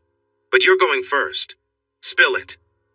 She looked over at Susan, angry, puzzled, and defeated. Okay. Well, we went out again. Our group of friends, the ones who were with us at the dance club that night. Dee was my pretend companion since neither one of our husbands are speaking to us these days. It was us, and 2 other couples. I left Emma and Tommy with Phil and Jane and their kids for a babysitting play date. She looked back at me. They got a puppy, by the way. The kids won't stop talking about it. We're not going to have any peace until we get one, too. She smiled, hoping she'd managed to change the subject. I twirled my fingers in a continue motion, and she sighed and turned back to Susan. Mark was there. It was a complete coincidence. We didn't know he would be there. He remembered me. I didn't know if he would, but he did, and he came over and talked with me. He was very sweet and charming. Linda, said Susan, I'm going to interrupt you right there and remind you about what happened the last time you spoke well of him in front of Jim. Linda became very still.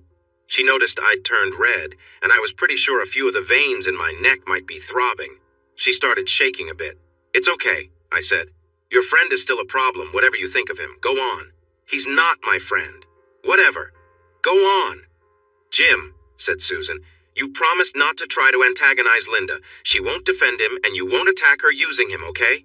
This is about the 2 of you, not him. Agreed? Yes. I took a couple of deep breaths. Fair enough. Sorry. Okay, Linda, please, just tell us what happened. Well, I ended up leaving. For him. You mean again? Yes. She looked at me. I didn't mean for it to happen, it just did. Tell her everything, Linda. What else is there? You left with him and Dee. You all went to the penthouse at the Madison, all three of you. Her face turned even paler. You know, like I said, I don't trust you.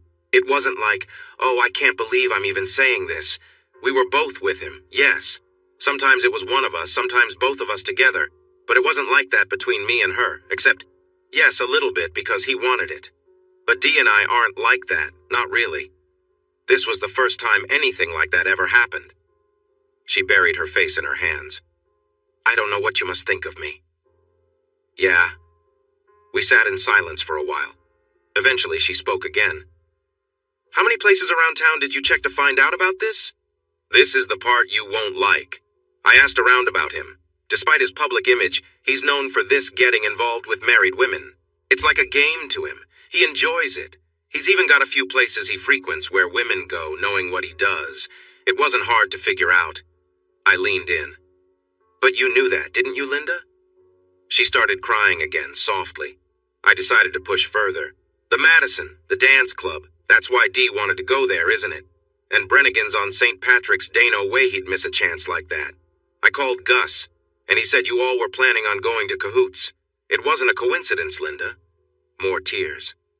All those excuses about I didn't plan it, and I didn't want it to happen, those were lies. You knew what could happen. Maybe you weren't sure it would, but you knew the possibility was there.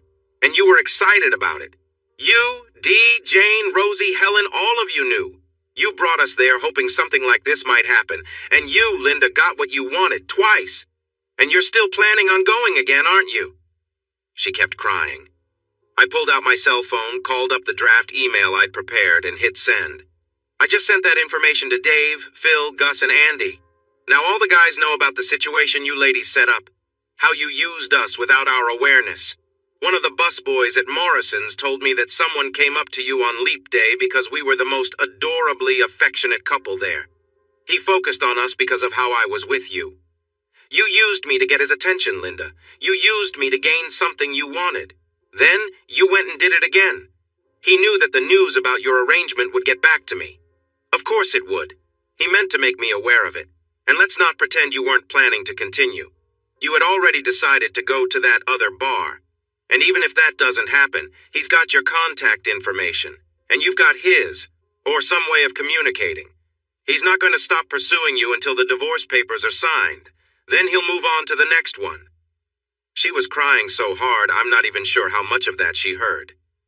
Tell me, Linda, when you turned down Dave for that dance, did you do it just to attract him over to us? Just to keep me thinking about you? I didn't think it would happen, she managed to choke out. But you did it on purpose, knowing it might, hoping it might. I leaned back. I believe you for what it's worth. You didn't mean for it to work, but it did. When it happened, you took the opportunity. You got your wish. And you're still pursuing it. You're not going to stop. I stood up. Susan moved as if to try to prevent me from leaving, but I waved my hand to show her it wasn't necessary. I just wanted to stand, to think, to speak. The worst part is that you keep trying to play me for a fool, Linda. Sure, you don't know what you're doing anymore. It's gotten way out of hand. I get that. But you can't come clean or clue me into what's been going on. You keep insisting that you're innocent, that something beyond your control caused this. You want it to look as if you couldn't help yourself and don't know how it happened. That is not true. You know exactly how and why we're in this situation. You're deeply involved in something that hasn't ended well. You've been untruthful to me, and now you have no idea what to do, and I'm out in the cold. I'm not your partner anymore. I'm your unknowing accomplice. The way you've handled this, that's how it has to be, and you've made sure of that. You feel you have no choice but to keep me in the dark, as if I don't deserve to know what's really happening in my own life. I'm sorry. Say that again? I'm sorry. It was a mistake, all right? It was all one big, huge mistake. No. A mistake is taking the wrong can off the shelf at the grocery store. A mistake is forgetting a dentist appointment. No, this was planned, deliberate. It was a team effort. You were excited by the idea of it. You might not have actually intended to go this far, but you certainly followed through. She didn't have anything more to say. Neither did I. Well then, said Susan, you might remember that last time I said that infidelity in a marriage isn't as important as what leads up to it. It seems that these two incidents, weren't really random.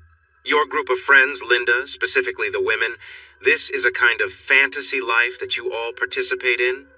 Is that correct? Something like that. She was hanging her head. And Jim mentioned something about how you help each other navigate these situations. You manipulate your husbands with subtle threats. We don't really do that. It's all just talk. Except for Dee, I added. She has a tendency to pursue romantic encounters and makes a point of sharing them with their little circle. Linda looked up at me and was about to protest, but she saw the look in my eye. Okay, fine. Except for Dee, yes. I don't know how you knew that, but you're right. I'm resourceful. But it's just been her. Nobody else has ever actually done it, not until now. Jane tried. She had a guy from work all lined up.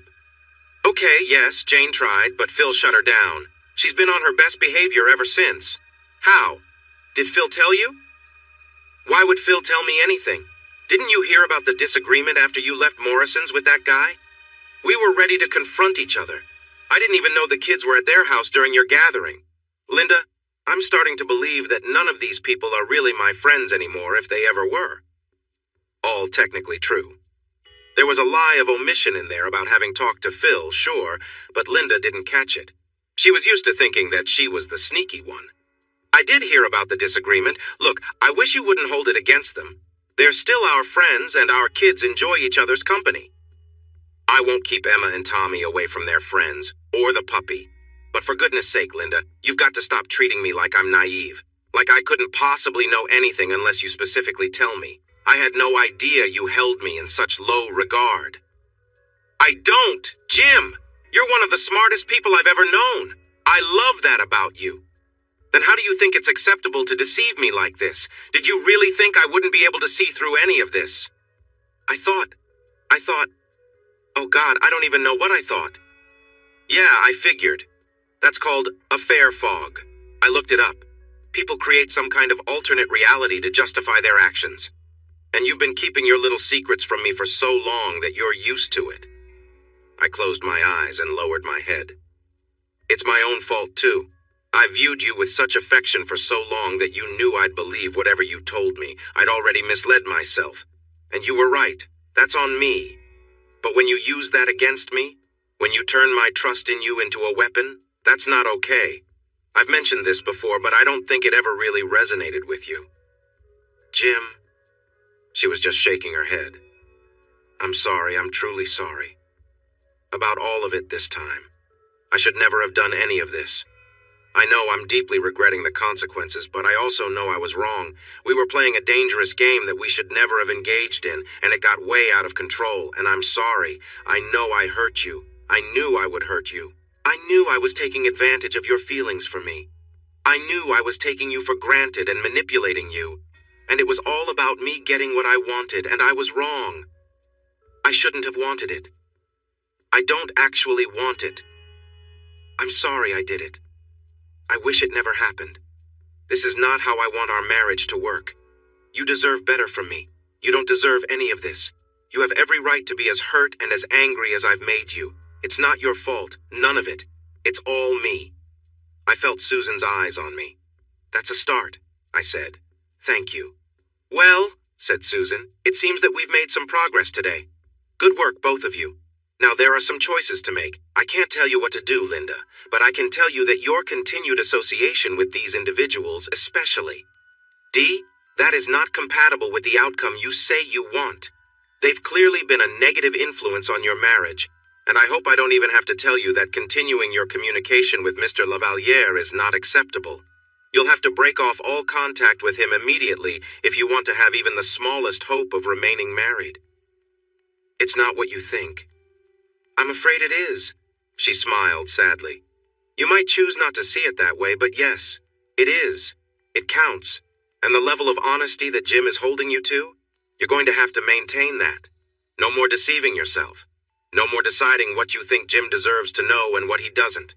It's far too late to keep playing those games. I understand that now.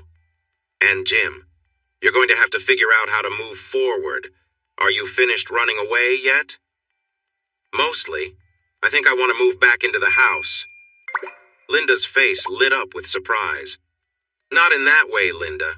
For the kids. There are going to be changes, specifically our sleeping arrangements. Also, I won't be there full-time, neither will you. Did you look at the paperwork LW prepared? No, I still don't accept any of that. You're my husband. All the way. Forever. You're stuck with me, mister.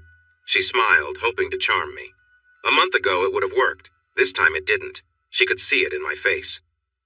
There's clearly still a lot of work ahead of us, said Susan. But as I said, it's a good start. My next appointment should be here now. Linda? Is next Tuesday all right for you again?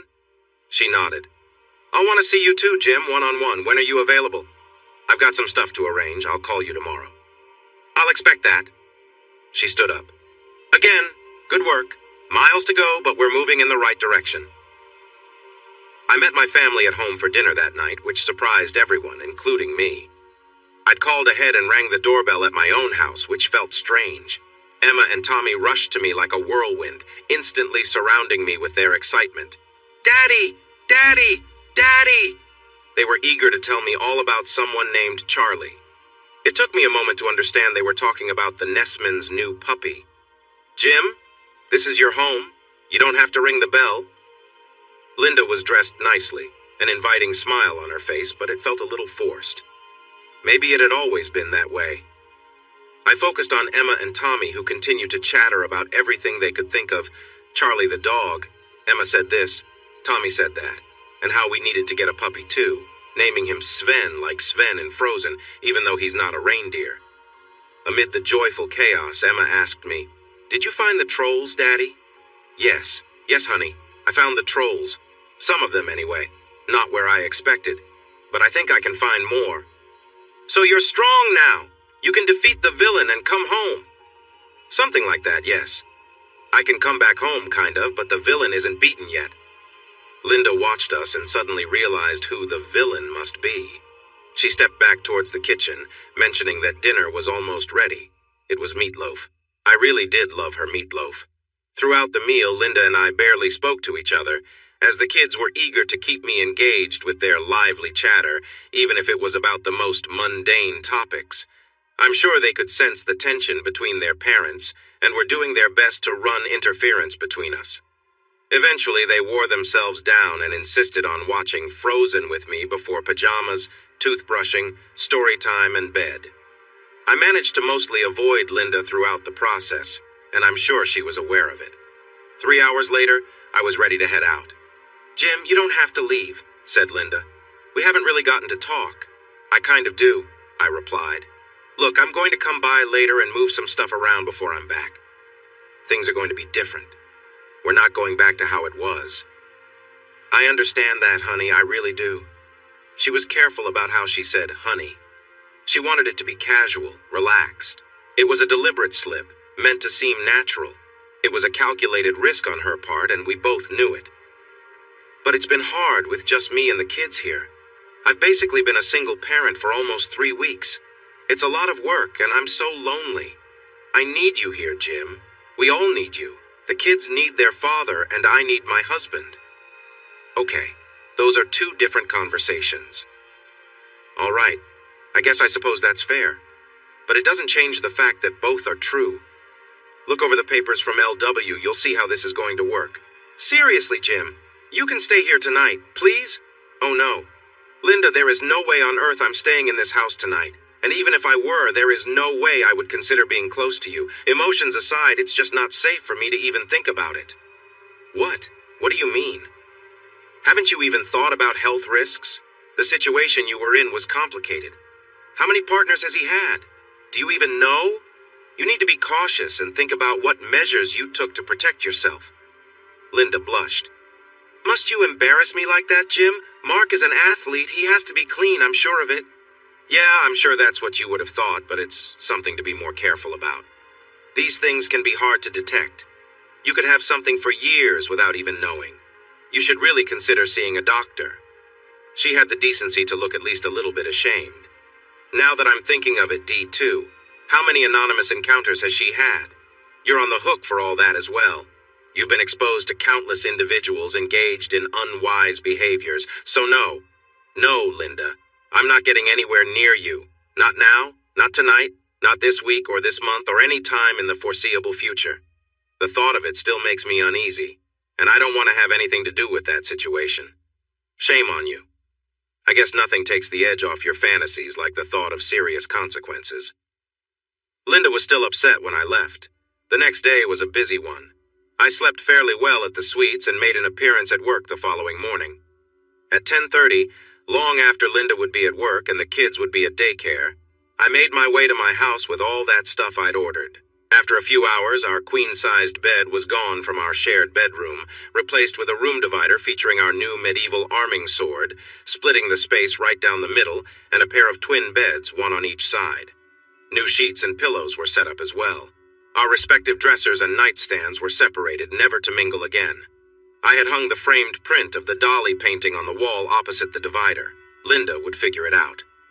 They were all surprised to find me already at the house when they got home. I'd stayed and made spaghetti as a peace offering.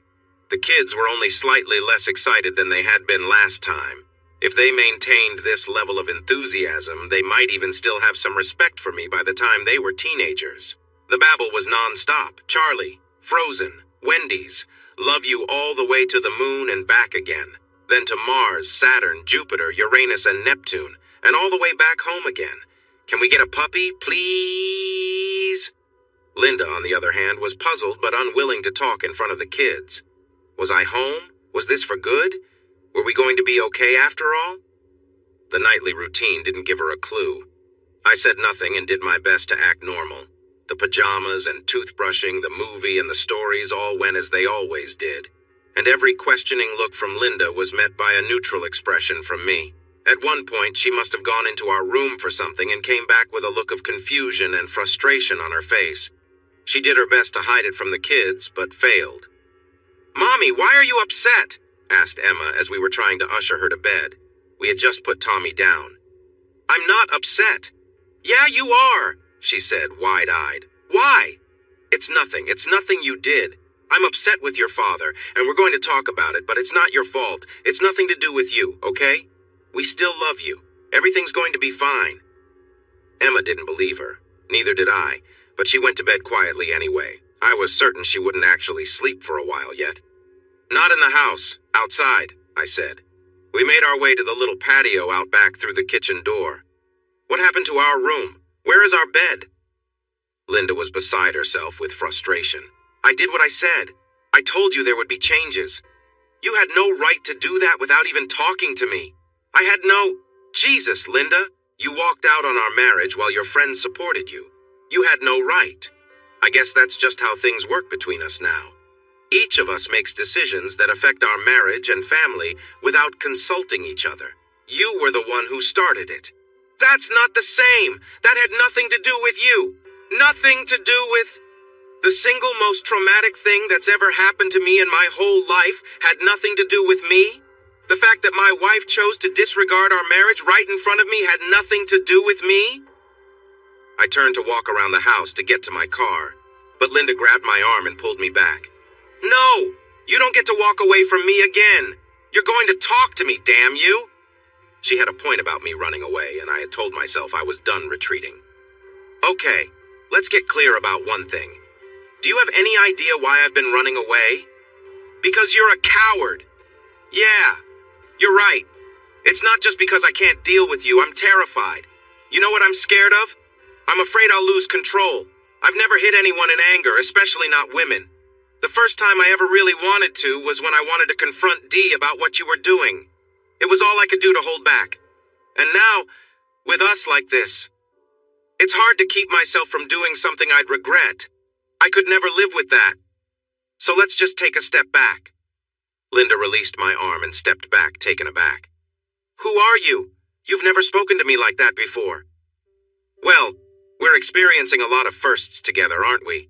I have no idea how long this has been going on, and I don't know who you are any more than you know who I am." You never. It was..." She hung her head. "My mom hit me." "What?" "When I went to pick up the kids that Sunday. You'd taken them to Nana and Peepop's. I had to drive 3 hours each way. Thanks for that, by the way. When I got there, my mom slapped me right across the face, hard, without a word. She's never done anything like that before. She never raised her hand to me the whole time I was growing up. I never even got punished. I was shocked more than anything. It hurt. It really hurt. My face was red from where she struck me. It lasted hours. I could see it in the little mirrors in the car. But the fact that she did it at all, that hurt even worse. And what she said, too. What did she say? She said, "I know that must have hurt, but you'll get over it and you'll forgive me. You have to. You've got no choice." Then she turned her back on me and walked away. She went into the house and Daddy came out with the kids. They came running over to me with their little suitcases full of questions about why you were upset and why Nana and Peepop were upset and who that person was. And Daddy didn't say a word. He just looked at me like I was something he didn't recognize. I was always Daddy's girl. I always had him wrapped around my finger. He'd do anything for me, even when I was being difficult. But as soon as he sent Emma and Tommy my way, he turned his back on me too. He went in and closed the door firmly. I can't believe I went all the way out there, and they were giving me the silent treatment. That hurt worse than if they'd yelled at me. I was prepared for their yelling, but I wasn't ready for that. I didn't know what to say to them anyway. I never thought you'd tell. Why wouldn't I? Because it was embarrassing. You didn't have to embarrass me like that. You've never said anything personal to my parents. Why would you? I just glared at her. Say something. I wanted you to feel ashamed. You weren't. You still aren't. You're acting without any regret. You think you did something great. You proved something about yourself. Well, you ought to know that kind of thing can come back around. I realized what I'd said after I said it. I guess I decided to make it hurt. Huh. Come back around. I guess you know that too now. I told you, it wasn't like that. With Dee, that was just for appearances. Yeah, you're involved with 2 other people outside the marriage now, and you're still telling yourself it doesn't matter. How can you be so delusional? I'm not involved with them. You were involved with them. You mean you're not with them right this minute? Is that what you mean? No, it was just that one time. It was the second time with that person. That I know of, and I don't know how many times there were between those 2 occasions. I'm guessing it was at least 6 or 7. She blushed and would not meet my eyes. More? Does it matter? Not really. I don't even want to know. Once was too much. She said nothing. I know you were a daddy's girl. You kept him under your control your whole life. He made himself available to you, and you figured you'd have the same kind of hold on me. You always acted like I had no choice but to put up with your unreasonable behavior. You always got your way, and it seemed you could do whatever you pleased. Nobody ever told you there were limits, did they? I mean, as far as your father and then your husband were concerned? I should have known better. I should have expressed my feelings more directly. But I was always willing to go along with what you wanted because I love you. But you took advantage of that and changed. You've damaged our marriage through your choices. No, that's not true. You can't believe that. We're still married. You love me. You just said so. I do love you. There's the love we feel, and then there are the choices we make. They don't always align. They shouldn't always align. If they did, we'd be at the mercy of every fleeting emotion. We'd be helpless to make any decisions. Well, I can still decide what to do with myself. The right thing for me now is to have some self-respect because I'm not receiving any respect from you. I don't think I ever will. That's not true either. I respect you. That's not true. You treat me with complete disregard. Through this whole situation, it's been all about what you want. You want to pursue your interests, and you expect me to wait for you at home. You want me to overlook my feelings and move on. You want to stay married but pursue other relationships without considering how I feel. Did you ever think about me in any of this? Have you ever thought about us? You've taken me for granted the entire time. Well, I hate to break it to you, but you might want to realize that the world doesn't revolve around you. I'm not like that. I'm not. Yes, you are. A friend mentioned to my mom that she had a plan to help you understand your behavior. I'm glad she did because it might have benefited you. It seems like you needed someone to help you see things differently. Wait, what? How do you know? Your mom talked to my mom? Yes, I communicate with people. People talk to each other. I've been doing a lot of talking in recent weeks. Did you really think I wouldn't learn anything outside of what you shared with me? She looked startled. Don't worry, your friends didn't betray you. I could read between the lines and piece together what was missing. It was easy once I was willing to see the truth. She stared at the ground, shuffling her foot across the concrete. I want my bed back.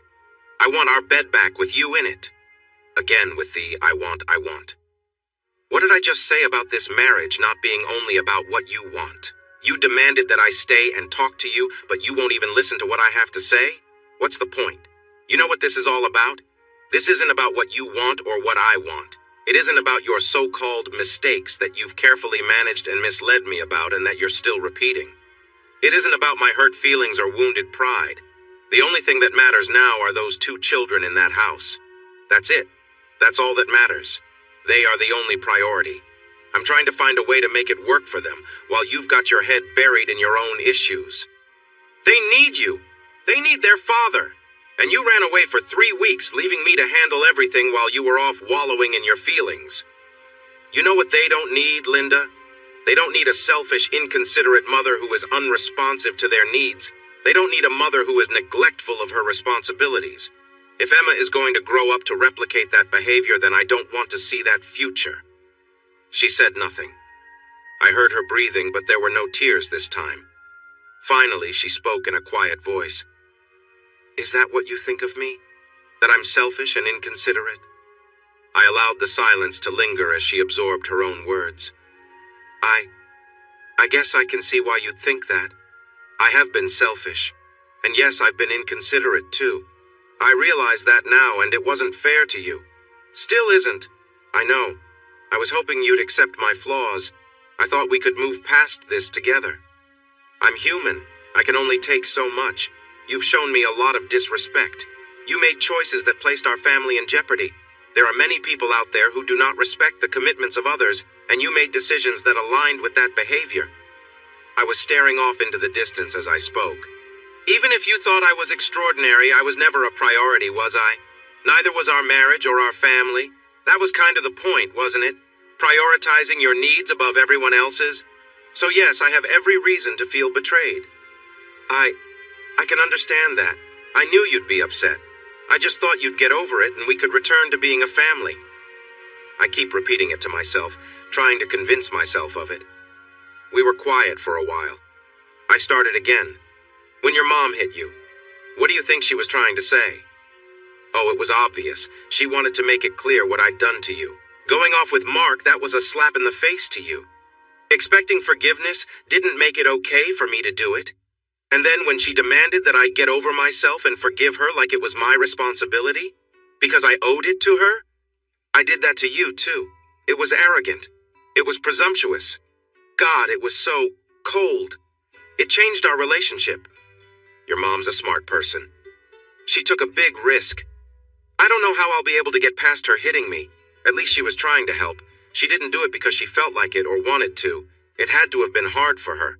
I can forgive her because of that, but I don't have any right to demand forgiveness from you because I was just being selfish and thoughtless. She said it. I didn't. Dad's silence was worse. He was letting me know you were right not to talk to me. I'm the kind of person who's not worth being talked to. She started crying again. I'm talking to you now, I said. Thank you. That means more to me than I can even say. We still have the kids. Yes. You don't get to use them as tools, you understand that? They're not weapons. You don't get to use them as leverage to keep me. You don't get to threaten to take them away from me either. That's not fair to anybody, especially them. I know that. Good. Speaking of that, what is up with that sword? Why is that in our bedroom? Ah, well, it's a message, an allegory. Then use a picture of a sword or something. I don't think it's safe. It's a sword, I said, lowering my voice. It's not meant to be safe. There are children in the house. It's educational. What if they hurt themselves? Then that will be an important lesson. Linda looked at me for a moment, then came to her senses. Wait, is this some nerd thing? You're quoting some nerd thing at me, aren't you? Terry Pratchett. Yeah, I've been waiting my whole life for an occasion to say that. I hope you've enjoyed yourself. Not really, no. I'm still pretty miserable. Then don't be. Okay, honey? Just let it go. Just come home. Just be here and let everything be like it was. God help me, that almost worked. I stood there for I don't know how long. Jim. Let everything be like it was. What was it? What did we have? It certainly wasn't what I thought, was it? If what happened was even possible to begin with. No. I don't want to live in a situation where you think I'm someone you can walk all over while you go out and live freely. That's how you've seen me for a long time, maybe even longer than we've been married. So no thank you. Not going back to that. That's not what I mean. We had things pretty good, didn't we? As far as I knew, yes. But I never knew the truth. I wasn't allowed to. You didn't think I deserved to know the real deal. I didn't know you and Dee had formed a close circle while I was completely devoted to you. I had no idea that you had any of this in you. I never imagined you would pursue connections outside of our relationship, especially ones that I wasn't meant to discover. So what was it that we had, Linda? What is it that I'm supposed to want to go back to? Ignorance. The fantasy life that you never shared with me. The activities you engaged in with your friends when I wasn't aware. Why should I want to go back to that? It was all a lie. Jim, our marriage, our family, that was real. That is real. That's what's important. It was an illusion. Our marriage and family took a back seat to your other pursuits as soon as you had the opportunity. You knew what was going on with our relationship, but I didn't. I never knew where I really stood with you. That's not true. That's precisely what has turned out to be true. You may dislike it, I certainly do, but neither of us can deny it. I'm denying it. Then you're in denial. Am not. She pouted playfully. I shook my head. R2. Look, this isn't happening. Not tonight. Here's the deal. You get your half of the room to live in. That's your space. I get mine. That's my space. We don't have a shared space together because we're not together. We're not going to be at the house at the same time. The house is a home for the kids. We'll take turns being there for them. We'll get an apartment or a condo. 2 bedrooms, one for you, one for me. When one of us is there, the other is at the house, and vice versa. Co-parenting, partnership. When the kids are grown, we can all decide what to do with the house, then you'll go your way and I'll go mine. No. What do you mean, no? That's the deal. That's how we can make it work. I don't accept it. We're staying married. Period. No apartment. No condo. I'm not going along with any of that. I didn't get a choice, Linda.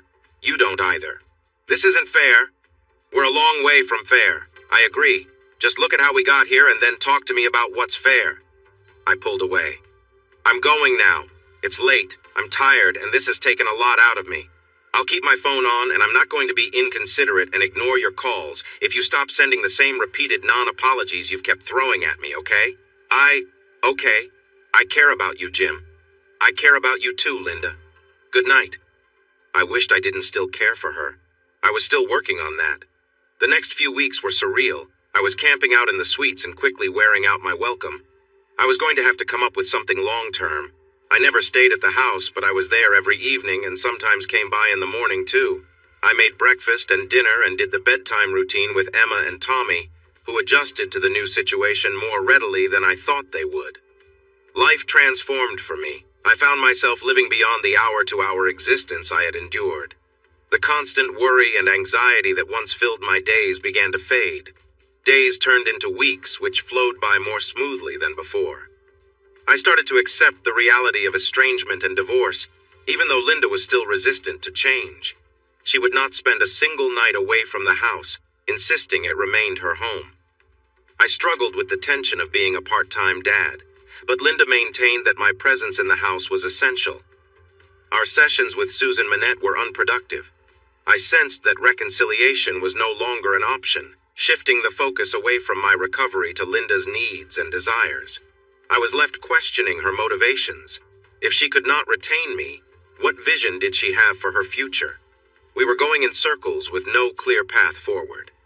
Linda acknowledged that we needed to build something new, rather than revert to our previous dynamic. But I doubted that realization had truly resonated with her.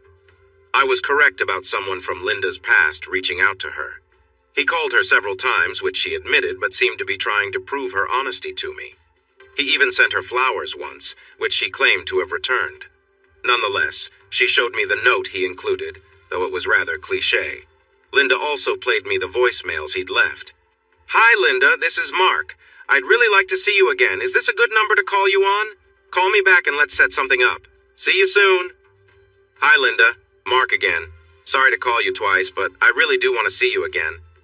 I think back to our previous moments, and I just knew there was something special. I believe you felt it too. You have such an amazing spirit. I would love the opportunity to get to know you better and your kids as well. I cherish what we shared, and I would like to explore that connection further. I know you're married, but I believe we could have something meaningful together. Linda, you owe it to yourself to consider where this could lead. You've already taken a step. Maybe it's time to take another. If that person ever gets near my kids," I heard myself say, "I won't let that happen. I'll vanish from society, live under a bridge, do whatever it takes to remain unnoticed, and I will ensure he doesn't interfere with my family. I don't care about the consequences. He will not get my kids. Never. Not if he wants to live." "Jim, please don't say things like that. Mark has never met the kids, and he's not going to, okay? Don't worry about that. I will decide for myself what I need to worry about. Thank you very much." I glared at her. "So, did you call him back?" "Yes." "What did you say?" "I told him I was trying to work on my marriage and I needed time and distance. I didn't tell him not to call me again. I thought that maybe..." "Maybe? What? You'd expect me to accept that arrangement?" "Don't say that. It's not kind. It applies. It's not fair to me." "Well, was that the idea?" "Not like that." "Aha. So, more like, what Jim doesn't know won't hurt him?" "No, not. I mean, I was trying to be considerate. Shows where your priorities lie. This was before your last outing, I take it?" "It wasn't. Oh yes, this was before that." "Had you arranged to meet him there?" "No, he was just there." "Were you expecting him to be there? Or no, forget that. Did you have any idea that he might be there considering that's one of his usual spots?" She was silent. "I'll take that as a yes. He's not my boyfriend. Look, he kept calling me after that. I finally told him to leave me alone. Here." She played another recorded conversation. She hadn't shouted or sounded upset. She had told him that yes, she enjoyed their time together. If she tried to deny it, he wouldn't believe her. But she wasn't interested in ever seeing him again for any reason in any situation, and she wouldn't trade one day with her husband for a lifetime with him. He tried to tell her she didn't mean it. That was the wrong thing to say. "I meant exactly what I said," she responded forcefully. "You have nothing to offer that interests me. I never want to see you, hear from you, or receive anything from you as long as I live. Now I will hold you to your word to never contact me again in any way." There was a pause. He replied, "All right, your loss," and the call disconnected. I took it in. "Well, that was all very nice, but there's still a problem." She looked at me with her questioning eyes. "I don't trust you. That was the conversation you played for me. I didn't hear the conversations I don't know about. The ones where you might have arranged what to say in that little dramatization I just heard. For all I know, all these messages and conversations could just be a performance to divert my attention. Or maybe you think you're helping me. Jim, I could never do that to you. I have no idea what you could or could not do to me. Neither do you, it seems." She looked at her feet. "You don't trust me at all, do you? You don't believe me?" "I don't. No. I can't. I shouldn't. I'd be a fool to try." "I always thought of myself as a good person, you know," she said. "You've said that to me. I don't know how many times, but now I don't even know what's true about me anymore." "Does a good person leave her husband sitting alone to pursue another man?" "No." "Does she buy a special dress for her husband, then wear it to go out with somebody else?" "Hell no. Good people keep their promises, don't they?" "What does that make me, then?" She took a couple of breaths to settle herself and went on. "I knew when we married that I wasn't the prettiest girl you had dated, or the best partner, or the smartest. But one thing I brought you was my fidelity. If I gave you nothing else, I could give you that. I would go to my grave a faithful wife, but now that's gone, and it's gone forever. I can never again say those words. However much I might have disappointed you, at least I'm a faithful wife. Never, ever again. And worst of all, it's my own fault. You think that's easy to deal with?" she shouted before dissolving into tears. "Even with all the games you played with Dee and the other girls. All that talk about unfaithfulness." I didn't mean it. I didn't mean any of it. It was all just fantasy. I mean, yes, Dee was doing her thing and it was exciting to talk about. And yes, I helped keep her secrets. And Jane came close, but in the end she didn't. I never did anything. It was all just talk. I swear it. I mean, it's not like you valued fidelity very much for all the years that you were doing that. Maybe that was the point. Maybe I valued my faithfulness because I'd spent so long dancing on the edge. Or maybe it was the other way around. It felt safe to get that close, to play that game, because I was confident I'd never actually go through with it. I don't know. I just don't know. But there is one thing left that I do know. I love you, Jim, heart and soul today just as deeply and truly as I ever have. As surely as I have a heart or a soul. She had settled down now. She sounded weary beyond the telling, as if that final statement had exhausted her last reserve of energy. Her eyes closed and she slumped against the chair, and I bid her good night. Our little friend group had shattered. The email I sent to the guys not only called them out for not telling me about Linda and Dee's latest adventure at the Irish pub, but I revealed that our little clique was actually two different groups with the same set of members. The first was the secret group of women who'd been either unfaithful, assisting each other, planning to stray, wishing to be unfaithful, or talking about unfaithfulness, playing the husbands as oblivious. That was the core reality. The second was a gathering of couples, with the husbands unaware of the underlying tensions among the wives, who presented cheerful facades while navigating their betrayals and manipulations. I wanted to clarify the dynamics for the men involved. They needed to understand their vulnerabilities. Each of their wives could have chosen a path of deceit, supported by the others, and influenced the men without their knowledge. Dave and Dee finalized their divorce, with Dave moving in with Pete. Phil and Jane distanced themselves from the group, although we allowed our children to maintain their playdates. Gus prepared divorce paperwork for Helen, who felt remorseful and wanted counseling, agreeing to limit contact with the other women. I wasn't sure if they proceeded with it. Andy and Rose simply disappeared together, and I hoped they found happiness. I received some late apologies from Gus and Andy, who were upset over their wives' actions preventing them from confiding in me about the situation. Gus expressed particular frustration, realizing Helen might have rallied others against him had she been unfaithful herself. The planned outing to Cahoots never took place, not with any of the group together. I had not lost touch with the connections I made through Smoke Signal, and had even grown my network. There was a group chat about ongoing events, keeping me informed, though I hadn't acquired any names. Then, one day, Robin, the desk clerk at the Madison, linked me with Allison. I met her at Fortunato's, a pizza place near the university. With checkered tablecloths and decorated walls, it was a cozy, if somewhat aromatic, setting. I hoped she picked up on the informal atmosphere. Allison appeared to be a moderately attractive woman with straight blondish hair, but there was a hardened look about her. She likely had reasons not to trust easily. "Pleased to meet you," Allison said, shaking my hand firmly as she settled across from me. "So, Mark Lavalier, huh?" "Yeah. Let me guess.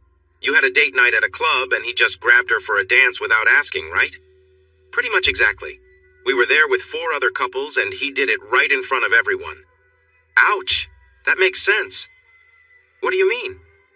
"He enjoys the drama of taking a woman from her partner, especially in public." "So I've heard. It's true. Do women actually go along with that? Even when they're supposedly in happy marriages? That's the part I'm having a hard time wrapping my head around." "Well, he's very good. He knows exactly how to sweep a girl off her feet. He makes us feel the innocent, giddy rush of a schoolgirl fairy tale romance with an undeniable charm. It doesn't hurt that he presents himself as the healthiest specimen of manhood most of us will ever see. It all starts off innocently with just a dance, and for a few moments we tend to just forget all about our husbands. Then he escalates, and before you know it, emotions run high." "Sounds like you still admire him." "Absolutely not. The very thought of the man makes me sick now." The server came around and we ordered a pitcher of beer and garlic knots. The garlic knots at Fortunato's are kind of the whole point of going there. We hadn't given a thought to food yet. "So what's your story?" she asked. I told her. "You've heard it, and in a lot more detail, but I recounted most of it, including my scheme of dividing the bedroom in half. The garlic knots were amazing, the size of cinnamon rolls, steaming hot, dripping with chunks of minced garlic and oil, and fragrant enough to fill the room. We ordered a New York-style cheese pizza, and when it came, it had the perfect sauce-to-cheese ratio, and the crust was done perfectly. It would have been magnificent if we weren't so miserable. Well, you've done better by your wife than Barry did with me. He kicked me out of the house and told me to go to hell. Divorced me so fast I barely knew what happened. Didn't even matter that we have a daughter. Wow, just like that? Just like that. How? It couldn't have been any worse than what Linda did. It was exactly what your wife did. Lavaliere has this ritual, I guess. I was out with Barry for our 10th anniversary. Mark took me away from our table for a dance. I was in heaven. I wasn't thinking about Barry at all, to my everlasting shame. We were dancing, and I don't even remember leaving the club, just the feel of his presence and the excitement I hadn't felt in years. Somehow we ended up in his room at the Madison, and I was overwhelmed by emotions I had never experienced before. I must have lost track of time because suddenly I woke up in a strange bed, unsure of where I was. It wasn't until that moment that I remembered Barry and our anniversary. I was mortified. I was in shock. I was so afraid. And then Mark was there, awake and in my company, calming me down and assuring me that I didn't need to worry, that he'd take care of everything. I'm sorry to say that it worked. We spent more time together before breakfast. The thing is, it wasn't like anything I'd experienced before. I was present, but he was leading the way. I was the body he was doing it to. It was a performance. I felt like some kind of instrument being played by a musician. There was a kind of intimacy to it, but it wasn't romantic. I thought it was at the time because I didn't understand what was happening. I put it all into the only context I knew. It had to be true love, didn't it? Well, no, it wasn't. It was anything but that. It was a celebration of victory. I didn't understand it then, but I do now. When I finally came home the next day, Barry was beyond furious. I knew he'd be mad, but I'd never seen him like that before. I had no idea about the depth of his anger. It shouldn't have taken me by surprise, but it did. See, I had it in my mind that I'd been on a grand adventure, like a little vacation from our marriage. The whole thing felt so unreal that it was almost like it didn't count. But hey, I was home, and we could pick up right back where we left off, right? My feelings for Barry hadn't changed. I knew I'd have to make it up to him, but we'd still be okay. A marriage doesn't have to end just because one person gets a little carried away. That's how I rationalized it. She stared straight at me, stopping time with her gaze. I have never been more wrong about anything in my life. The Barry I knew was gone. There was nothing left. The man waiting for me at home was someone I had never fully known. He actually struck me across my face. It was the first and only time he ever reacted that way. I didn't know what to do. I ran from the house in tears. I mean, that's domestic abuse, right? I had nowhere to go. I had no one who would understand. So let me ask you a question, Jim. Where do you think I went? Oh, no, you didn't. She nodded ruefully. You got it. I went right back into the arms of Mark Lavaliere. He flooded me with support and encouragement. He said he believed in me, and he believed our connection was something rare and special, and it took courage for me to leave my difficult situation and come back to him, where I belonged. I fell for it. What I didn't understand at the time is that Mark is a narcissist. What he was doing is called love bombing. It's a way of controlling people and bending them to your will. If they flood their target with emotion and support while also cutting them off from everyone else, they become the center of the universe. That's what every narcissist wants. If their victims slip away or ignore them or demonstrate any kind of independence, they react with intensity. This guy sounds like a total nightmare. Jim, you don't know the half of it. He destroys relationships for sport. He wasn't coming after me because he wanted me. He just wanted to create chaos. Barry changed the locks on the house that very day, as I later learned. He was finished with me. He had a lawyer drawing up the paperwork in a matter of hours. The divorce happened very quickly. I asked for nothing, not even custody of Jenny. I ended up owing Barry child support. Mark told me he'd take care of it and I didn't have to worry about anything. He was looking forward to our new life together. That's what he said. Well, as soon as I felt secure in my new life, it was over. Mark had no more use for me. He had a new interest in his life, and I was left without a place to go. God, that's awful. The thing is, I felt like I deserved it. I still feel that way sometimes. I mean, I didn't have a perfect marriage. Barry and I had our differences just like everyone does. Every marriage has its challenges and tough times, doesn't it? We had disagreements, but we always made up. We weren't rich, but we weren't struggling either. We cared for each other well enough. It was real. It was genuine and sincere, lived in, scars and all. Things were good a lot more often than they weren't. She stopped and took another garlic knot, contemplating it for a moment.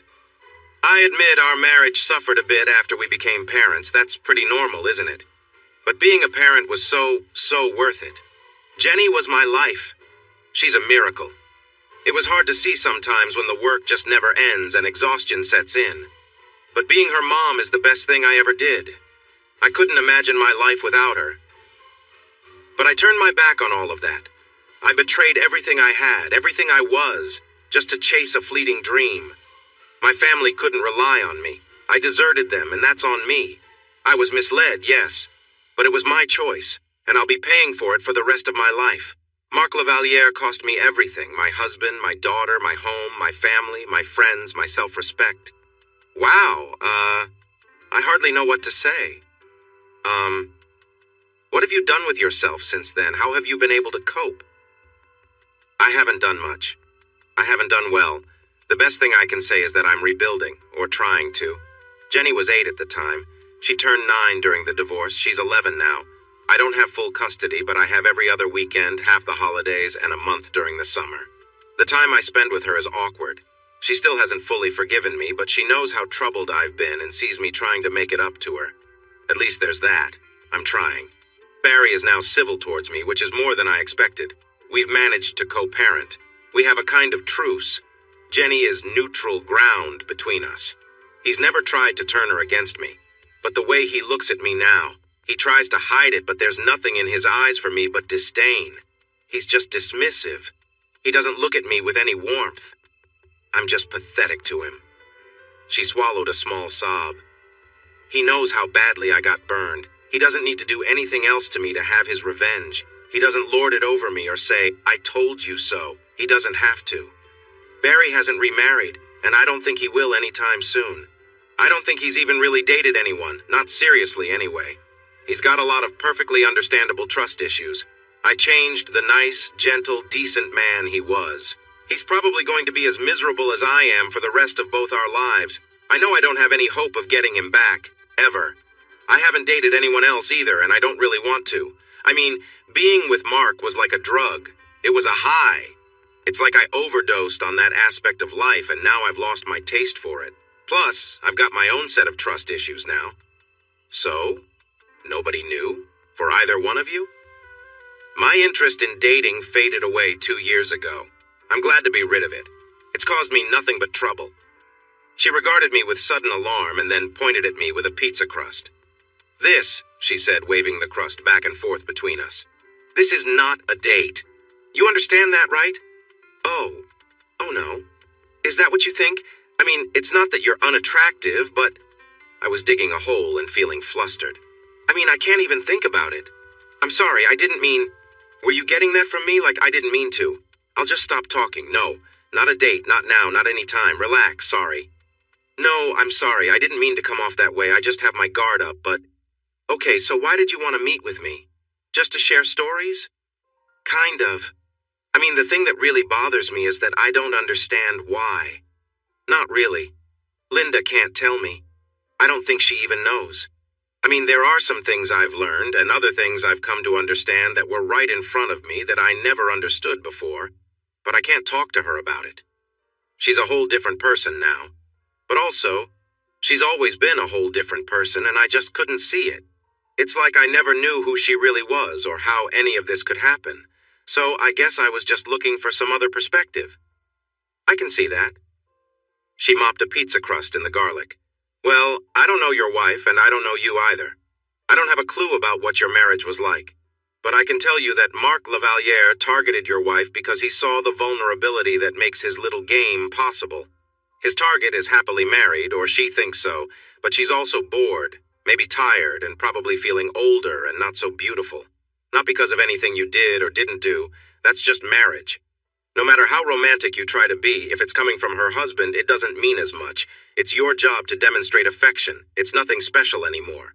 That simply can't compete with the rush you get from the unexpected attention of a charming stranger. It creates a euphoria that's unlike anything else. Except, of course, in the beginning, when you were the charming stranger. I've heard something similar before. Boring old Jim can't compete with someone shiny and new and, well, better in every way. But it's such a cheap trick. It is. A cheap trick. And it works. Do you know how many thousands of women get complimented by random guys and it boosts their spirits for their husbands? It becomes uplifting material too. Just receiving the message that you're attractive, even from a passing stranger you wouldn't date, makes us feel beautiful. She shook her head. And Mark uses it like a weapon. A thought occurred to me. It was crazy, but... Do you think you could talk to her? Who? Your wife? Why? Because she doesn't understand what she did. It's been more than a month. I haven't touched her since. That event, and I'm not going to. I have divorce paperwork prepared. I have a plan for the kids. Yet she thinks I just need to get past it, and everything will return to how it was before. Part of her thinks so anyway, and she clings to that, even though our marriage counselor has tried to tell her that she's in uncharted territory. It doesn't sink in. And maybe my sad tale will scare her straight? Is that it? Or at least help her understand that this kind of behavior really does affect marriages. She looked at the tablecloth for a few moments. What the heck? She said. It's not like I've got anything better to do. Barry's got Jenny this weekend anyway. Keep your wife at home and I'll swing by Saturday morning. A visitor in her house might serve as a wake-up call. I arranged to have Emma, Tommy, and Sven spend Saturday with the Nessman kids and their dog, Charlie. After dropping them off, I met up with Allison at the coffee shop, where I bought 3 drinks and a bag of breakfast sandwiches, and she followed me in her own car back to the house where Linda was waiting. Linda had put on a striking sweater in that same blue to bring out her eyes and was smiling at me until she noticed Allison behind me. Jim, who's your friend? She glared at Allison, who stood calmly holding the drink carrier. You must be Linda. I'm Allison. Do you know who I am? Have you heard my name before or seen my picture anywhere? I have no idea who you are or what you're doing in my house with my husband. She appeared openly confrontational. You're jealous? Oh, that's interesting. Allison stepped across the threshold behind me. Jim, who is this woman and why is she here? I thought we were going to use this time to... talk. She meant that she was going to use this time to try to connect with me. I'm Mark Lavaliere's ex-girlfriend. One of them, anyway.